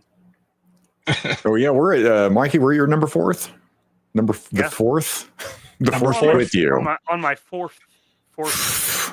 Raggedy Ann looking wig. Yeah, It was that's pretty exactly bad. what it was. Yeah. Old Man Logan. Old Man Oh, Logan. yeah. It's his pretty wacky story. There's some Banner incest wackiness. There's some Hulk Hank family is- dead. But there is one of the darkest Wolverine portions. Let me try this here. There we go. Isn't this the story where Ashley Barton comes in and they call her Spider Bitch? You know what? I don't remember that. Probably. Yeah, you get Name the stuck old with man me. Hawkeye, and he's blind, and he drives the spider car. It's pretty stupid. And then there's this whole part where Wolverine murders like all of the bad guys. Strife, look at Strife. Murders just like every Avengers like bad guy, Spider-Man villain, and then realizes that it was all the X-Men and Mysterio tricked him, and he slaughters everybody. It's a brutal story. That is brutal. It's real bad. No, Patrick, sorry I'm drunk. Starfire is one. Also, yeah, Starfire is Starfire. badass, by the way. Goddamn, she was hot as fuck. And then Tony's Figs. What's up, Tony? You doing, buddy? Yeah, Tony. Hey, Tony. You desert rat bastard. Yeah, Hulk gets a She-Hulk pregnant. Yeah, I mean, just yeah, you can nuts. see their little inbred family here. It's pretty dark. It's a weird read, but man, there is some really good shit in this book. There's some good shit in there. There's some cool stuff in there. And then Old Man Hawkeye gets his own spinoff. Yeah. They did a couple of the old mans. All right. I say that, but they did it. I'm going to change stuff up again because Mikey did it. I'm going to do it again. I've been going DC heavy, man. I didn't, because, well, I'm going to say this. Go ahead. I assume it's just because you're high and you can't control yourself. I mean, Yeah, I have it's gotta done be this though. I've done this when I'm sober too. I am want to change shit up on the fly, right? Oh, I meant just the choosing that much DC. You know what? I'll give you that one. That is very possible. All right. Oh my God. But not this. Okay. But this was an event where for me, for Dick Grayson, it's like, oh, they're walking away, him and oh my God, yeah, Kid Flash, right? They're like, oh, we're hanging things up over here, but when they come back, right, it's the Dick Grayson becoming Nightwing and coming into his own. So the Judas Contract, everything about this was pinnacle for me for falling in love with the Teen Titans. Slade Wilson, Deathstroke, his son, everything that you learn about the father-son dynamic, how Jericho ended up with his, his throat, his vocal cords damaged, right? Everything about that for the Judas Contract. So let's see here. So July of 1984, 75 cents. Did I just spend way too much money on a chromium cover re-release issue they did here within this year? 100% I did. And then I bought a regular cover too. I'm like, why am I buying this? I have this already. I don't care. I just wanted a cleaner copy because I must have read this. I don't know how many times, man. This whole series. I mean, you can even kind of tell. Let's see if the camera brings this up here. Go big here for a second. That is just dirt on that white cover, man. Like, I read that whole run just over and over again, and then everything learning who this guy was. Like when he attacks, he knows it's Dick Grayson. He knows Nightwing. He knows Robin. He knows it's Dick Grayson. Him going after him and what he has to do in plain street clothes to get away from Slade is such great. It's great storytelling, but the art, like Dick using his jacket to snag on the fire escape to slow his descent as he escapes the apartment building to get out, and then complain about how he loved that jacket or he just bought that jacket or something like that, right? It's a trope that, it was probably a trope before this comic, but for me, it's like, oh, that was my favorite jacket. Yeah. So good. Oh, here we go. It's the new one you got?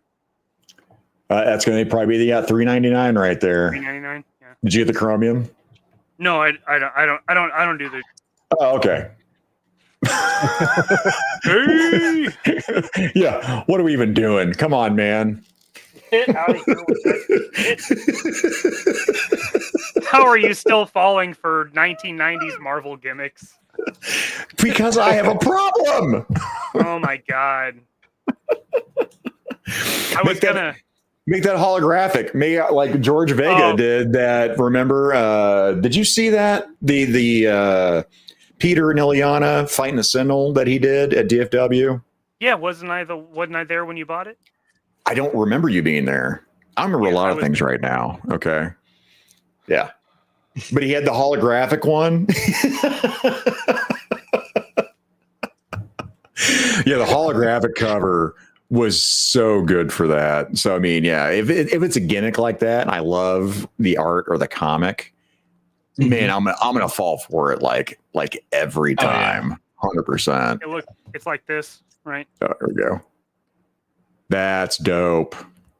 Yeah, so you went for Peter and Ileana. I went for Peter and Archangel. But yeah, I don't remember seeing it there actually. Oh, it's because he made this one just for me. He probably did. Son of a bitch. George Vega. He did not. Did not. It's a good storm. He did not. Yeah, show that storm off one more time, Mikey. Maybe make it big. What? The storm. Oh. Yeah, there we go. Yeah, that's a show. Shout out to George Vega, man. Yeah. It's awesome. I mean, I had to get that, Oh yeah, yeah. I missed out on those, unfortunately. That's a really cool piece. Stuff he's got. Also, after Wolverine kills his Hellfire, the three that live become a few of them. Yeah. You can tell War Chest is behind. Yeah, 100% War Chest. That was just the cool storytelling there. Heck yeah. Who's turning? Boom. That's yours. I think this is the last one, right? This is number 5. All right, yeah. So I was debating, should I do Nightfall, with Night Quest and Night's End, just classic 90s Batman, that's where Bane breaks his back. It's just super cool story. Or should I do I don't know, like the events with Marvel, like starting in like 2000, 2001, it was just like a chain of just like, there was like House of M, right, with Decimation, and this like crazy, like what kicked it all off was like this zombified Jack of Hearts just wanders into the Avengers mansion and blows the shit out of it. And then all this stuff with like Scarlet Witch saying no more mutants, and so like all these things just kind of blended like all into the other, right? It went to Civil War, and then all these other things. So that is kind of like one like long story. But I think instead of doing that, so I'm cheating a little bit by mentioning it, right? I'm going to go with what Tony said, which was Identity Crisis. I just started there. Yeah. Brad Meltzer, really good author. He does a lot of like history, lost history stuff. He's hosted a couple of TV shows. Really good writer. And then one of my favorite artists of all time, you guys probably know who it is, Michael Turner. Started in the 90s with like some of the Image stuff, kind of that house with like J. Scott Campbell and some of these other guys. Kind of that era, right? He was in that class of artists, if you will. But that story was like Yeah, like if you see his art, like you know it right away. Like there's some of his like Supergirl stuff is just it's fire. It's really really good. I But don't this think I've read story Identity basically, Crisis. Yeah, this is new to yeah. me. So Stu Dibney, do you know who she is? What's Mikey So does? basically, yeah, they find out that I think it's the elongated man is Ralph Dibney. So his wife. She basically gets like she's killed and raped, and he just goes, yeah, gone too soon. He passed away. He was still pretty young. Wow. But they basically had to have a debate about like, should we help him out and erase his mind, or is that like too invasive? Something, Yeah. so there was like they took sides on like, we're going to erase his mind or we're not. And so that was kind of like there we go. Wife of elongated man. So Wife of elongated man. yeah. Yeah. Sue Dibney. Okay. Interesting. It's really, it's a good story, but it's like really pretty personal too in terms of like, it really gets into like the characters themselves. I like it quite a bit. Yeah. Identity Crisis. Yeah, I'll have to put that on my list. I have not heard of that one. Oh yeah, what was the time frame on that one? Not that I can read that. It's gonna be around 2000, right? Oh, that's right. Yeah, Dr. 2004. Yeah. 2004. Identity Crisis. Okay. That's a cool cover right there. I like that. Yeah. That's dope. Like the minimalist deal there. That's why I kind of like now being later in the game where as a collector, when I stopped doing it, again, probably mid 2000s, I was kind of dying out, stopping when I was reading, like House of M. I didn't read House of M. But now I can go back and things I poo-pooed on, like, I'm not going to get a compilation. I get them as they come out. Why would I need a compilation for? Well, now it's really handy. I can just get the whole story in a trade paperback and then call it good. So for catch-up games, yeah, dude. Yeah, I am now going to go back onto my tell my past self to get fucked.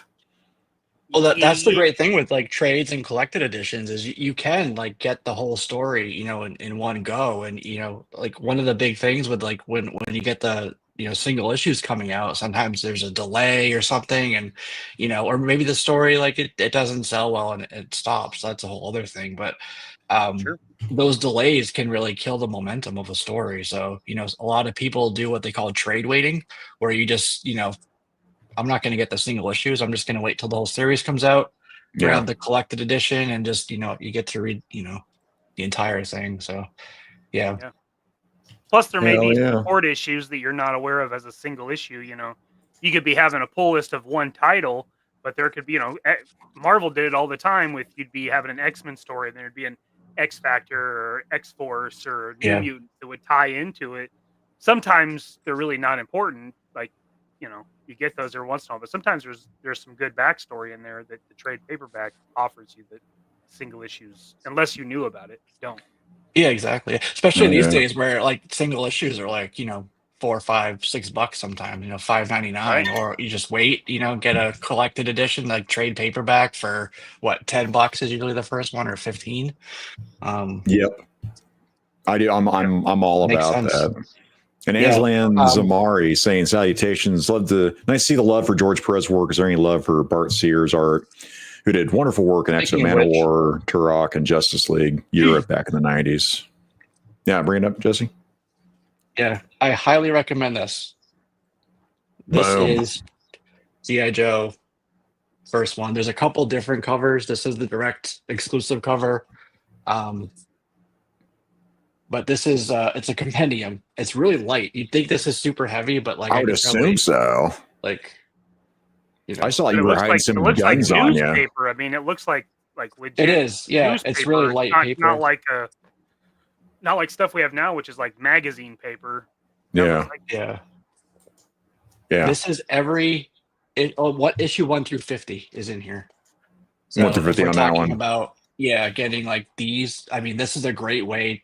Some of these issues are hard to find, or like especially like issue 1, issue 21, 25, I think too. So there's a few in there that are kind of pricey. So I don't know budget wise, for folks, but this is a really great. They came. Was it 65 was the you know the price on it, but you can get these for like 35, 40 now. So great way to pick up issues 1 through 50 of Larry Hama's stories. Highly recommend it. Just wanted to mention that since we're talking about this type of a book. Oh no, 100%. Yeah, Greg Harris, G.I. Joe Compendium book 1. He just got it, and he's got a book 2 on pre-order. Very cool. Very cool. Yeah. But yeah, buy from your comic store. Or I mean, by the way, Ollie's, you guys have an Ollie's in your area. Ollie's has a whole bunch that go on super deep discount, man. Go pick up some cheap trades from there. It's stupid, man. Big Bad Toy Store, hardcover ones too. Yeah, hardcover ones too. And Big Bad will do sales. Amazon will do sales. Make a list and put them on there. I mean, again, I'm all about supporting your local shop, 100%. But when something goes on like a super deep discount, pennies on the dollar, I'm also like bargains too. Oh yeah. I also recommend setting alerts for yourselves. If there's something you're looking for and they offer that option, it will tell you, hey, we have this available. It's in stock now. And sometimes we want to keep going to the, whatever the site is and, keep looking and keep checking, but set up the alerts for yourself. You don't have to always check it on your own. Yeah, like Warchest talking about like having hardbacks, but then also go back, buy a hardback or get that while you're waiting on an issue. I mean, if you love collecting, that's way do work angles, right? Exactly. That's how I do it. If it's valuable or like you have like the single issues like in a slab, obviously I can't read this, right? It just basically becomes a trading card at this point, right? A big trading card. So grab your key issues, but if you want to just get something that you can beat up and read and not really care like value wise, trade paperback. It's a great way to go for that. Yeah. And then the Caps Lock is here. 49er Brian. What's up, buddy? What's up? But yeah, it's one of those things too, like the digital. I can't do it, man. I can't. Yeah. Even if it's a free, if it's a subscription thing, I just check out. I really do. Yep. Don't like that. Yeah. All right, Mikey, what you got for your? We're collectors, so we need that it's tactile. Tactile. Yeah, exactly. Yeah. Tangible, 100%. Tactile. Yep. I need to feel the weight of the book and flip the pages and have the smell. Yep. It's a whole thing. Exactly. I do this enough. Like it's almost one of those things. I like this as a break from that. And even when I was a kid before all this happened, I just like a book, a novel. Now I'll do Audible now on novels, but if it's art, there's just something about it. Mm-hmm. Yeah. Plus, screens make my eyes hurt. If I'm trying to read, like staring like intently, I can't do it. So read a book. Just pull out the.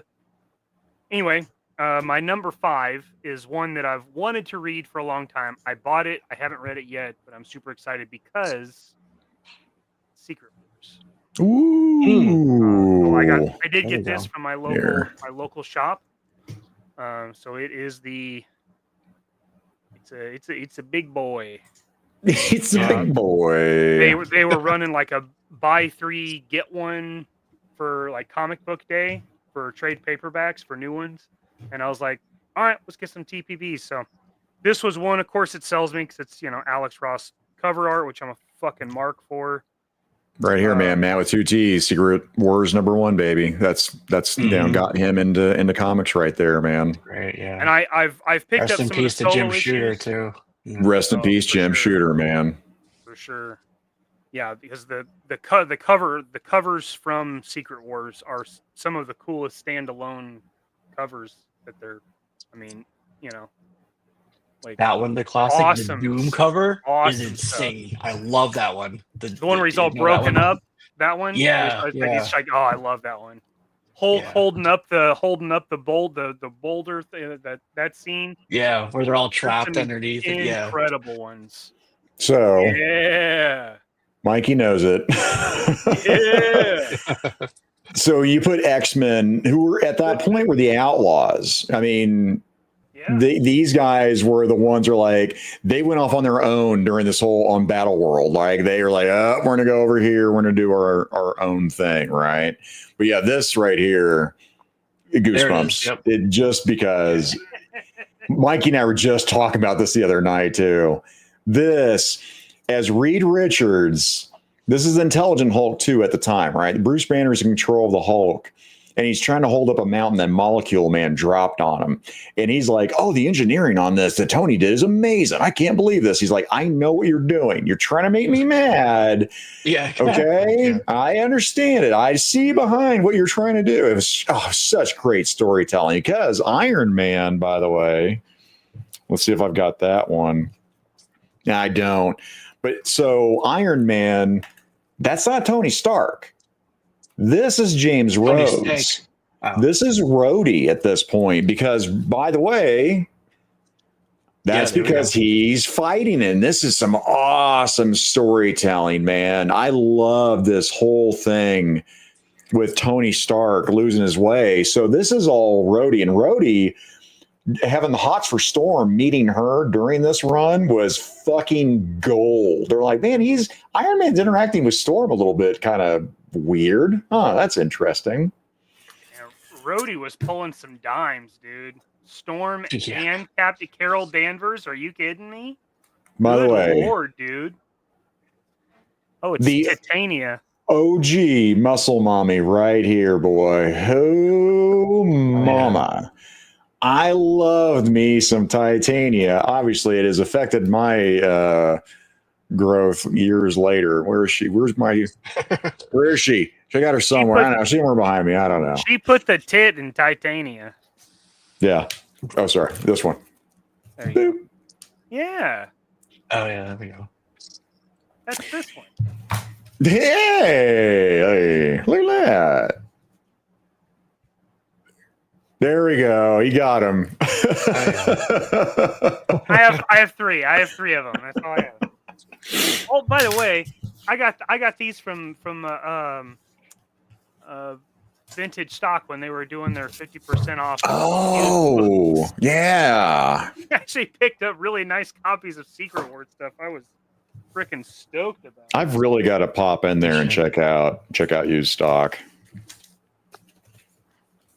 Oh, yeah. So that's I know this is a big deal. It's a big story. I just have not read it yet, but I am super excited to actually get into it. LP and I've been getting into it about how he says that's a crap story. I love it, man. I'm sorry. That shit is just so good. Secret Wars. I like Dr. Doom in there. Dr. Doom in there is so good, and he's man. Just so arrogant, and he's like, "What the fuck is this guy just standing around for? I'm gonna go take his power from him." Yeah, well, I mean, I love Doom and I love Magneto, and both of them have such a strong presence in that book. Yes, very excited about it. Like Magneto's a little pervy in this one. That's the stuff that I know, like macking on Rogue, like really hard. Yeah, he's like, come into my lair. He's just going into his bathtub and shit. I'm very excited for you to read that, man, because I did. I love the storytelling. One, I'll say this too, is they're like, where's Thor? He's outside. So on this alien planet, right, Battle World that the Beyond Earth threw together, he's sitting around their makeshift headquarters, right? And there's a scene and they're talking about it, and it's just him smiling as he's in the storm with Mjolnir. And she's like, I can't remember who said it, but she's like, I'm pretty sure he's outside in the storm, and I think he's encouraging it. It was such a cool effing scene, man.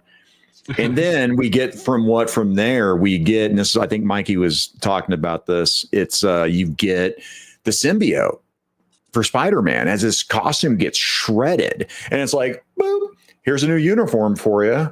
Rhodey, his repulsors are completely destroyed, so he had to replace them with this alien tech, which becomes a story later as it dials into the Earth physics. He finds out those blasters are really powerful. But yeah, so then Peter, you don't know that's a symbiote at the time. Yeah, congratulations. Here comes Venom. Holy shit, man. The storytelling that came out of Secret Wars. The Thing, right, wasn't around. The Thing ends up, She-Hulk becomes the fourth member. Right. Just everything that was happening during Secret Wars is so effing cool, man. So for me, that might have been my first crossover event. It might have been Secret Wars. Because shit, what time period was that? Mid-80s. Yeah. Yeah, that was mid. I want to say. God, yeah, it doesn't say. Oh, it says it right there.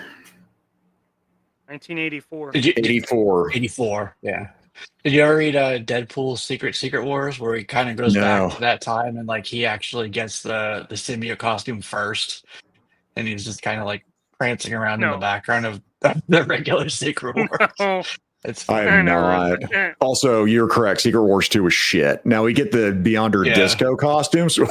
That's great. Yeah. But no, Secret Wars 2 was bad. Still pretty good covers, though. You still get some good art out of it. Is it a trade paperback I want? No. But you get Disco Colossus. Wacky maid outfit. So you can just zoom in on that Colossus, Mikey. Yeah, just what are we even doing? Change bed sheets. You leave your pillowcase. How many pills you need? Yeah, he's a maid. Terrible outfits. The worst outfit he ever had. Like it doesn't show it here, but it's literally a skirt with go-go boots. Like it's a bad combo. Bad. Secret War. Yeah, Nick Fury recruits Daredevil, Cap, Spidey, Wolverine, Luke Cage, and Black Widow to wreck Latveria, then mind wipes them. Oh, Secret War, yeah. That's with was it Lucia Bombardus too? I like that. She's a good character. Yeah, that's a good like spy intrigue kind of story. We have to figure out what's going on, and then there's this guy selling technology, and it's cool. Secret War. Yeah. Also, by the way, street dated over there on Target because I missed the pre-order window. Fuck. I hate Target exclusives. But people are finding them in like a lot, unless you can be very, very polite and kind of work the system. Yeah, they take it from you and they put it out in the back. So honestly, if there was more than one, I'd be doing a Rocco. I'd be putting that shit underneath right under the shelves. And mean, if you find one, you better just let some of us know, and we'll just have you buy the other one. By the way, no, Stu. I would show up at the Toy Tuber Expo August 17th as like Charles Xavier. Put me in a wheelchair. Get me out there, and I'll do it. By God, Tristan saying, Kanan, what happened to your legs? Your legs don't work, is it Kanan? Where's your legs, Kanan? What's your name? Wheels. No, it's 2 hours and 24 minutes. 78. The albino Hot Wheel. Jeff Butler, tuning in, see how long the show ran tonight. It's not our record. We're good. Guys, come on. Thanks a lot, Zach. Now you've got everybody thinking we're Chad on chats. Just taking forever here. Come on. I know, engaging with our Chad over here. Which, we are. I've been trying to like pick some out like that we've already hit. Like, we didn't talk about Extinction Agenda, but definitely Dark Phoenix. And we talked about Days of Future Past. Like, there's an absolute banger. So, these. Oh, yeah. These are ones I like Jesse talking about it. Like the very first ones we did, just things that got into comics. Or that Atlantis Attacks was just one I was like, man, that was really cool. Like, the event was meh. But, man, this one part is dope. Yeah, I mean, there's a shitload that we didn't hit that are, bigger Lieutenant ones. Zach.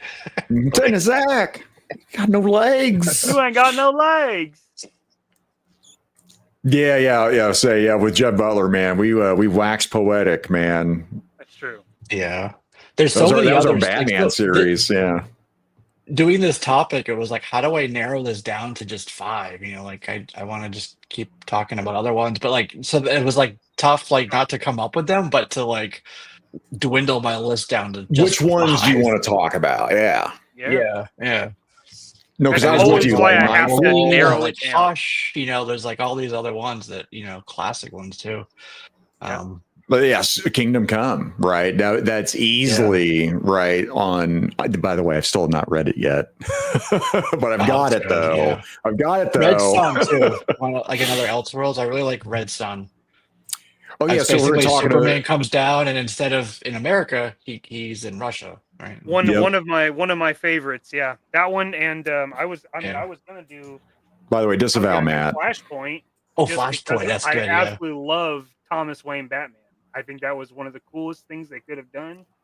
And Jeff Johns was just killing it on DC, like just crushing it. See, and this is where I was getting out of it. So I need to read, Blackest Night. I need to read everything with Green Lantern with him and EVS. Mhm. I need to go back and get those. I think Laserpants, like he got his boy Gavin, like all those compilations here recently from Read Jerk. Hush too if you haven't read that one. Really good Jim Lee story. Hush Oh, is- it's so Yeah. good. Hush. Noel. Yes, Noel's on my list. I got that to check out. Hush I have not read, so I've got that on my list. Like, yeah, Batman and the Cult. Someone said that earlier. Death in the Family. Yeah, I was going to mention that too. Which one?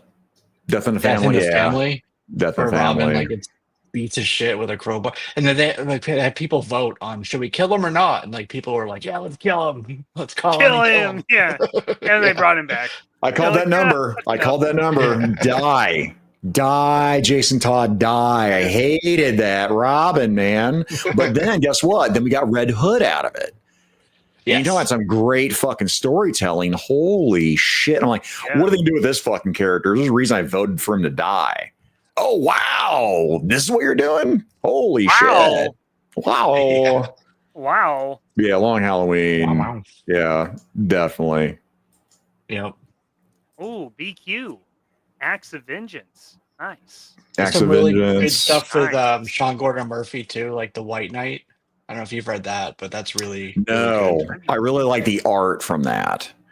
Yeah. And the toy too, like the Batman White Knight, and even that Mcfarlane, like the cycle. Oh, yeah, I was like, yeah. that's fucking dope as shit. I want it. So I bought 3 of them because they went on deep discount.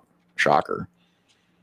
Yeah, any of those like Sean Gordon Murphy? I think he did. I'm gonna look Yeah, it he up real did. quick, but he did. Was it? Say Tokyo Ghost. Tokyo Ghost.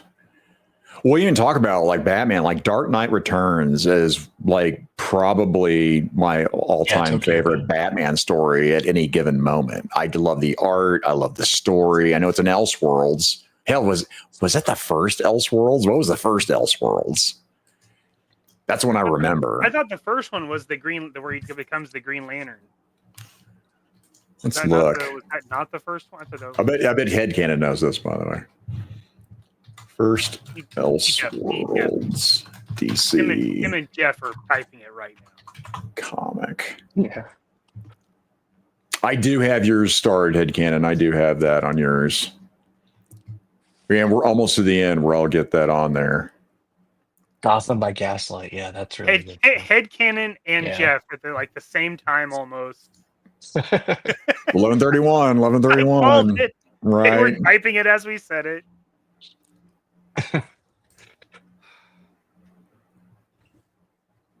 Yeah, that's a solid one, man. By the way, this whole conversation started off with like Secret Wars, right? This is all like we want this, diatribe of stuff here. That's what happens. So guess what? I'm gonna do my last one, right?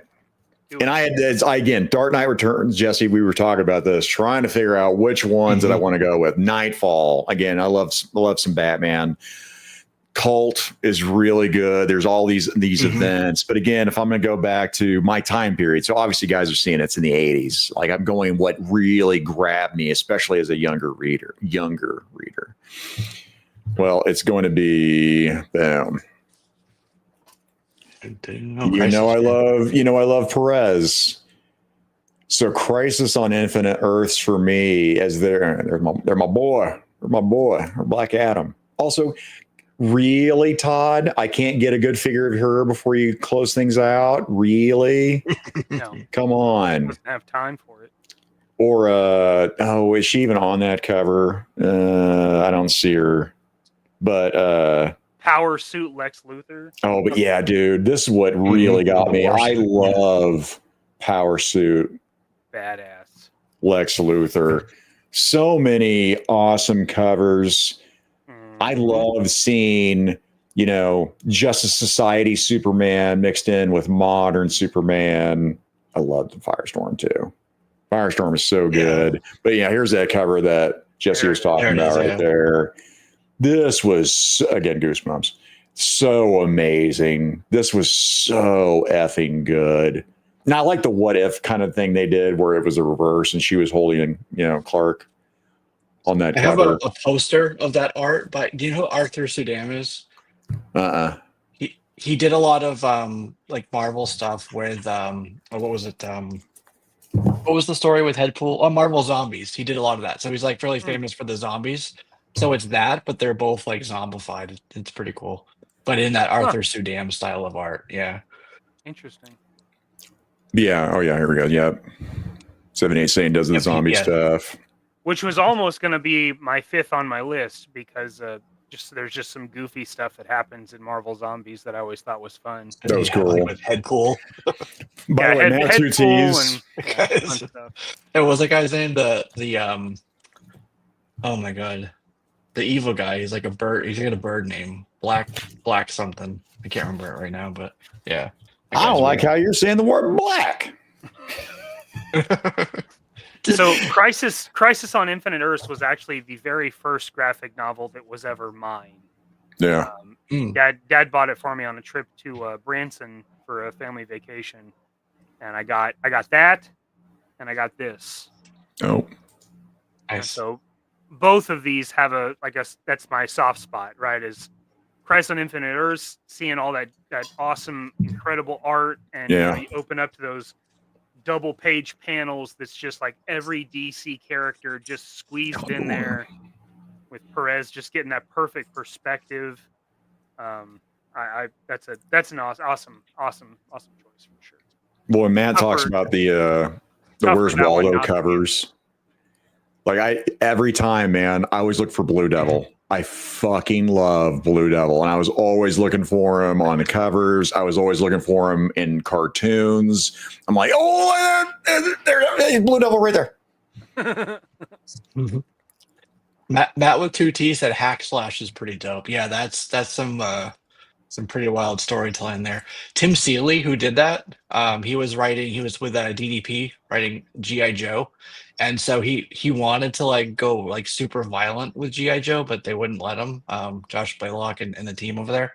Yeah. So he did Hack Slash as his way to kind of get that, that out of his system. So kind of think of it like sort of quasi related to G.I. Joe because of that. And we'll go through, that was the end, kind of 2 hours, 34 minutes. Now we're gonna hit the chat real quick. Some of their picks somewhat quickly here. But yeah, lots of, JoJo Daddy, man, many deaths of Batman, Age of Apocalypse, the death of Super. You're talking about an event. Like, man, we all knew it at the time when I'm collecting. I think this is a cash grab. I need Here's my 100 money. copies of this. Give me my copy. I think I got 2, Jesse. I didn't go crazy. I still I'll get one to read and I'll get one to, to bag. So I gotta keep them sealed. I gotta open them. Yeah. Because Death Superman came pre-sealed, and I can't remember if that was the first one they did that on, where it was pre-sealed. Oh yeah, but I did. Or you couldn't even see the cover. Yep. Yeah. No spoilers. I thought that was great marketing again, man. It was great marketing because it was all black, and then it just had the Superman symbol, right? Yep. Right. Yeah. Great marketing. Later, where it was all white. So same idea, but where he started to come back. Oh, I don't remember that. Because I think I pieced out after that. Like, whatever. But yeah, Mendoza Fall of the Mutants, 100%. And yeah, headcanon lists this off. Yeah, Inferno. Because that was definitely in my head. Because there was Demo Goblin. There were so many things from Inferno that was spinning out of that. Goblin Queen, Dark Child, just the importance they were in this gigantic crossover. But I will say this on Inferno real quick. This is what started getting a bad taste in my mouth, is when they were doing this and you'd have an issue and they have some idiot, I'm not going to say which issue.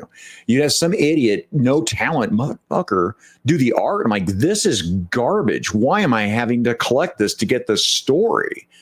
In my head, Inferno was the most egregious one that they did that on. And then it just kept happening every crossover event. Here's this comic, which I'm now getting mad. I have to get a comic that I don't like at all. Yeah. Talking about this? Is this what you're talking about? Nope. That's about. Just in case we ever have them on our show. But yeah, that was the kind of shit where I was getting really mad with that. But he goes on, DC, Janus Directive, Sinestro Core War, Wildstorm, Fire from Heaven. Yeah, man. I really want Mikey to read a lot of that, the Image stuff there, getting into that, because I love me some like Gen 13, Team 7, Dojo Daddy with Extinction Agenda, Dark Phoenix, Days of Future Past. One I haven't seen anybody mention yet that I liked quite a bit was the Korvac saga. I don't know if you ever read that one. But you know what? Someone did bring that up, but I didn't know what. I thought that was a horrible misspelling. Hell, it might have been War Chest. War Chest actually might have put Korvac up there. Somebody did mention it? Yeah. Okay. Yeah, I saw that because when you said it, I was like, what the hell is Korvac? So what is that? What's Korvac? So Michael Korvac is this guy. He gets a lot of power, kind of ends up on Earth, and it's this big fight that ends up happening. I don't remember which town it was in, but it's basically like it culminates in like one house, and like they're trying to help him, and it's cool. I like the stories that are like really big, cosmic scale sometimes, but also like where it's like really character driven and personal. There's like some real character development that happened in it. And I like stories where it's all action too, but like for me, like the big ones are that nice combination of like really character motivation and then some cool action with it. Oh, I got you. Where Scott's holding Dark Phoenix, because we talked about that earlier. Mm-hmm. Like what statue? Would you say that was, Jesse? Wasn't that from a statue? A famous statue? The Pieta. Pieta. Yeah. And then BK, Cobra, Civil War, Death of Serpentor, all the mutants, Inferno, that definitely pops up. Definitely Family. Oh yeah, Cobra, Civil War. Yeah. And Tristan's like, I love Watchmen. Guess that's an event. I would agree, because when Watchmen came out, that was a big deal. And by the way, I never read Watchmen until it was after the movie. I fucking love the movie. I read the comic. Call that an event though? Like that's a standalone thing. Like that wasn't like a big thing. It was Watchmen that happened. Well, when this comic came out, there was a lot of buzz when this comic came out. Like, oh, this is like, the adult. This is DC. I understand that, but it does not. It's like, hey, this is when comics grew up. Yeah. It's just Watchmen. Yeah, no, I agree. But we're talking about like from our first couple of picks, like how it's an event to somebody. I could see how this would be an event to somebody. Or like, oh yeah, this is the first time, DC made like their adult, comic. And this was unheard of for somebody. Yeah, personal event. Yeah. And we got Action Joe Fix, Secret Wars, 100%. That was a really huge, heavily promoted event because like the underlying motivation was, hey, we want to sell this toy line, so let's make a cool event to go along with it, and really sell the toys. I'm glad that nobody here picked Age of Apocalypse. That makes me happy. I really enjoy Age of Apocalypse. Shut up. No, you don't. Okay. Did you like One More Day? Please tell me no. I don't remember One More Day. What was One More Day? Oh, One More Day is when basically there was a deal with the devil that was done, and Peter and MJ's marriage went away, and No, you know Everybody what? hates So I didn't even read it. I was like, what happens? No, man, I'm out. Yeah, no, Disavow. it's one of those that like it's universally hated. Nobody likes it. Yeah, I mean, they've done Peter dirty enough, especially recent years. My God, man. Yeah, DC, Shazam. But yeah, Warchest said earlier, it's always going to be Daredevil Born Again. I mean, Elektra Saga was up there on my list as I was going through my comics. Good. Hell, I almost picked Craven's Last Hunt. Craven's Last Hunt, man.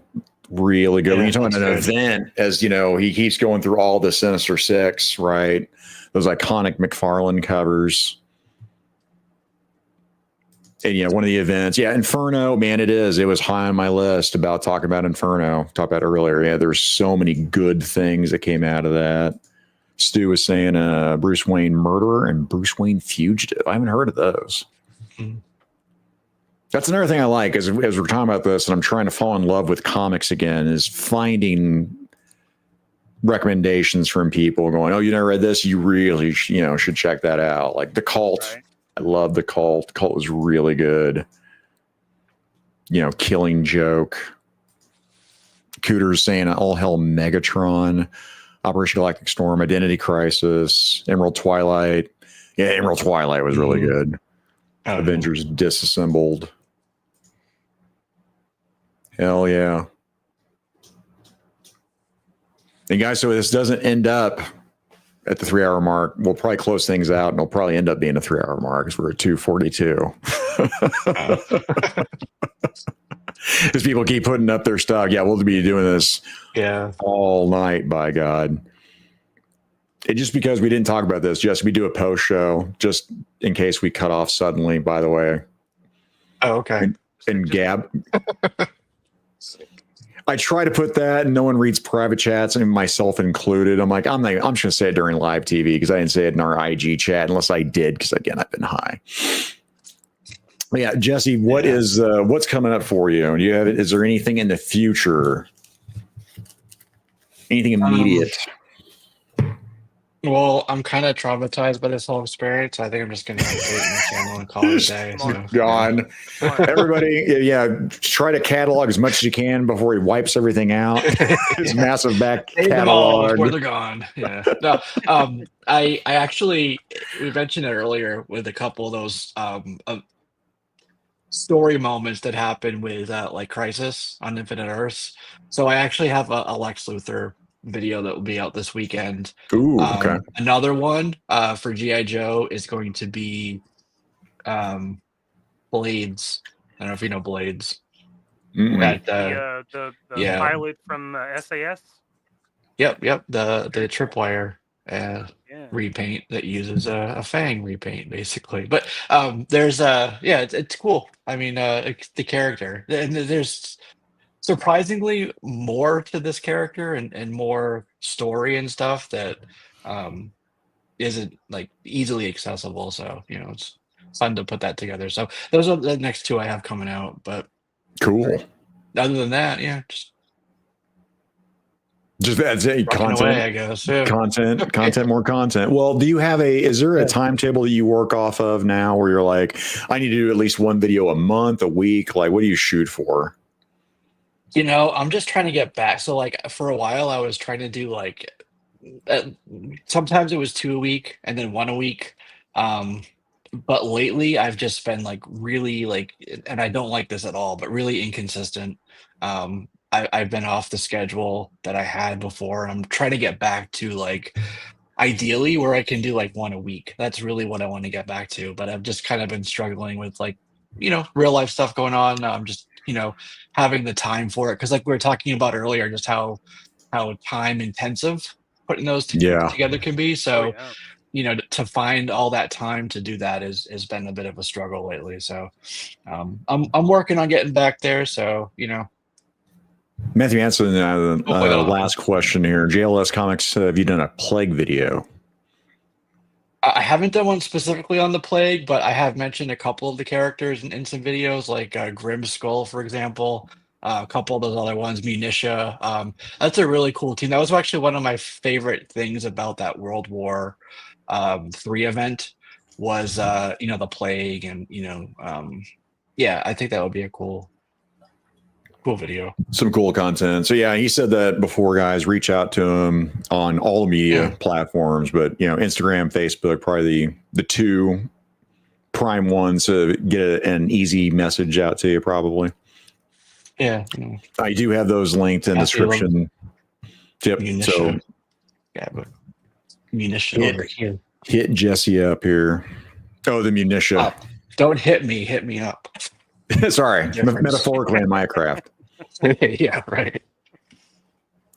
I do have this I got recently from Munition. Nice. Matthew mentioned her, so yeah. So added her to the collection recently.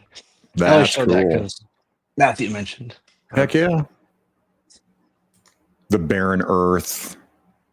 I think Judge Dredd, by the way, for whatever reason, the Barren Earth. Oh, Aslan said something about Bart Sears, and I was going to talk about another 13 minutes to hit that 3-hour mark.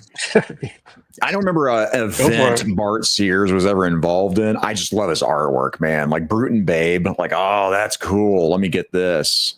And then Bart Sears being involved with the recent, Cops and Crooks. Like if that new line is going to have him working with it, that new relaunch of the toys, then okay, cool. Love me some Bart Sears. Mikey, what you got coming up? Sunday, I've got a couple of kooks with Dad. I'll be talking about some kit progress, maybe showing off some samples of what he's got. Monday, I think I'll be doing something with the Mega Powers. Mega Powers. Wednesday, I'll be doing JMK Customers Live. I'm going to wrap up that figure build. And then Thursday, we've got a Mega Powered Figure It Out. We have Jerk Games and us two schmucks. And I've made a very fun thumbnail. I think everybody will enjoy it. And that's what I've got coming up. Give me share that cover of what you got coming up. You want to do a preview on that thumbnail? Let's see if I can. We haven't got it okayed, but yeah. We haven't got it okayed yet. So if it doesn't, they'll be like, "Oh, you had a sneak peek into what could have been." Yeah, you got to peek behind the curtains. Roll that beautiful bean footage. Let's go here. So this is the cover that Mikey has come up with here. Oh, there we go.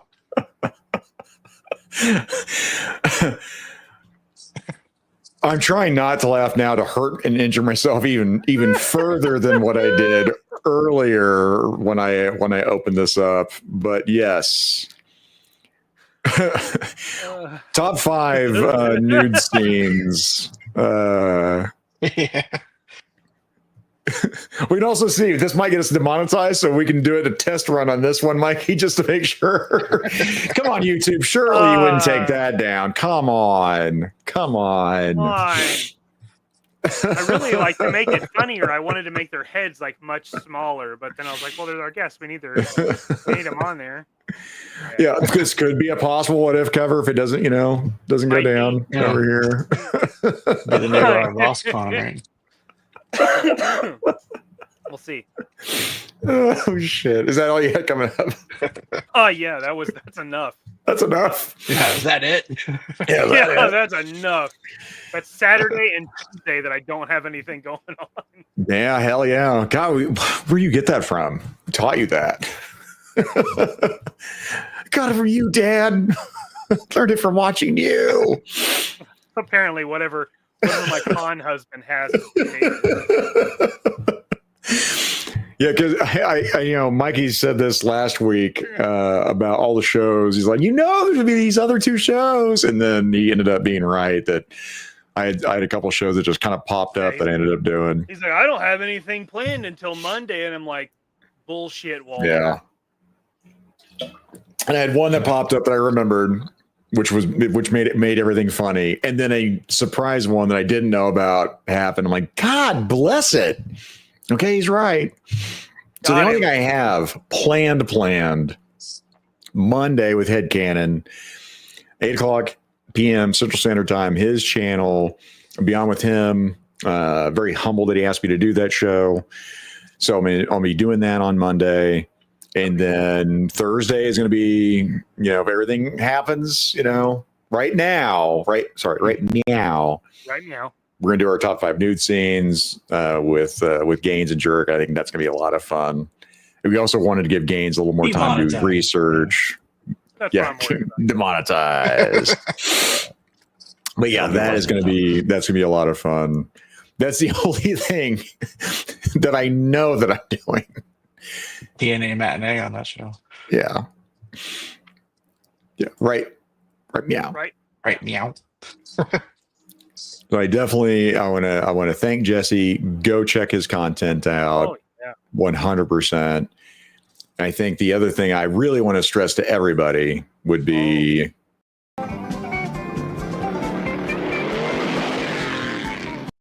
Them figure it out boys are at it again.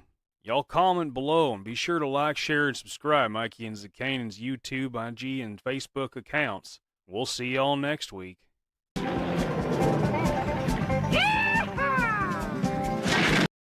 it. I'm gonna get real weird with it. Do it. Do it. Let him watch. Let him watch.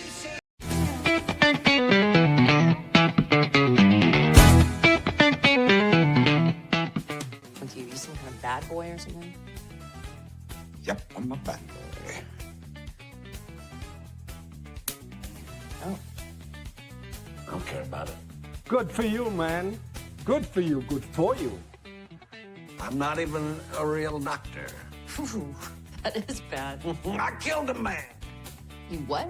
So I got that going. Doctor? Doctor. Doctor? Doctor. Doctor? Doctor. Doctor? Doctor. Doctor? Doctor. Doctor? Will the congregation please rise? How much weight do you think I could bench press? What are you talking about? You're an idiot. That is correct. Jesus Christ! Eat my short. That is one big pilot. I'll eat pieces of like you for breakfast. Is there anything else you want to tell me? Eat If I wasn't You eat asshole? No. Never give up. Never surrender. yourself. Thank you. Thank you very much. You're tearing me apart. I'm David Bowie. Thank you. Thank you.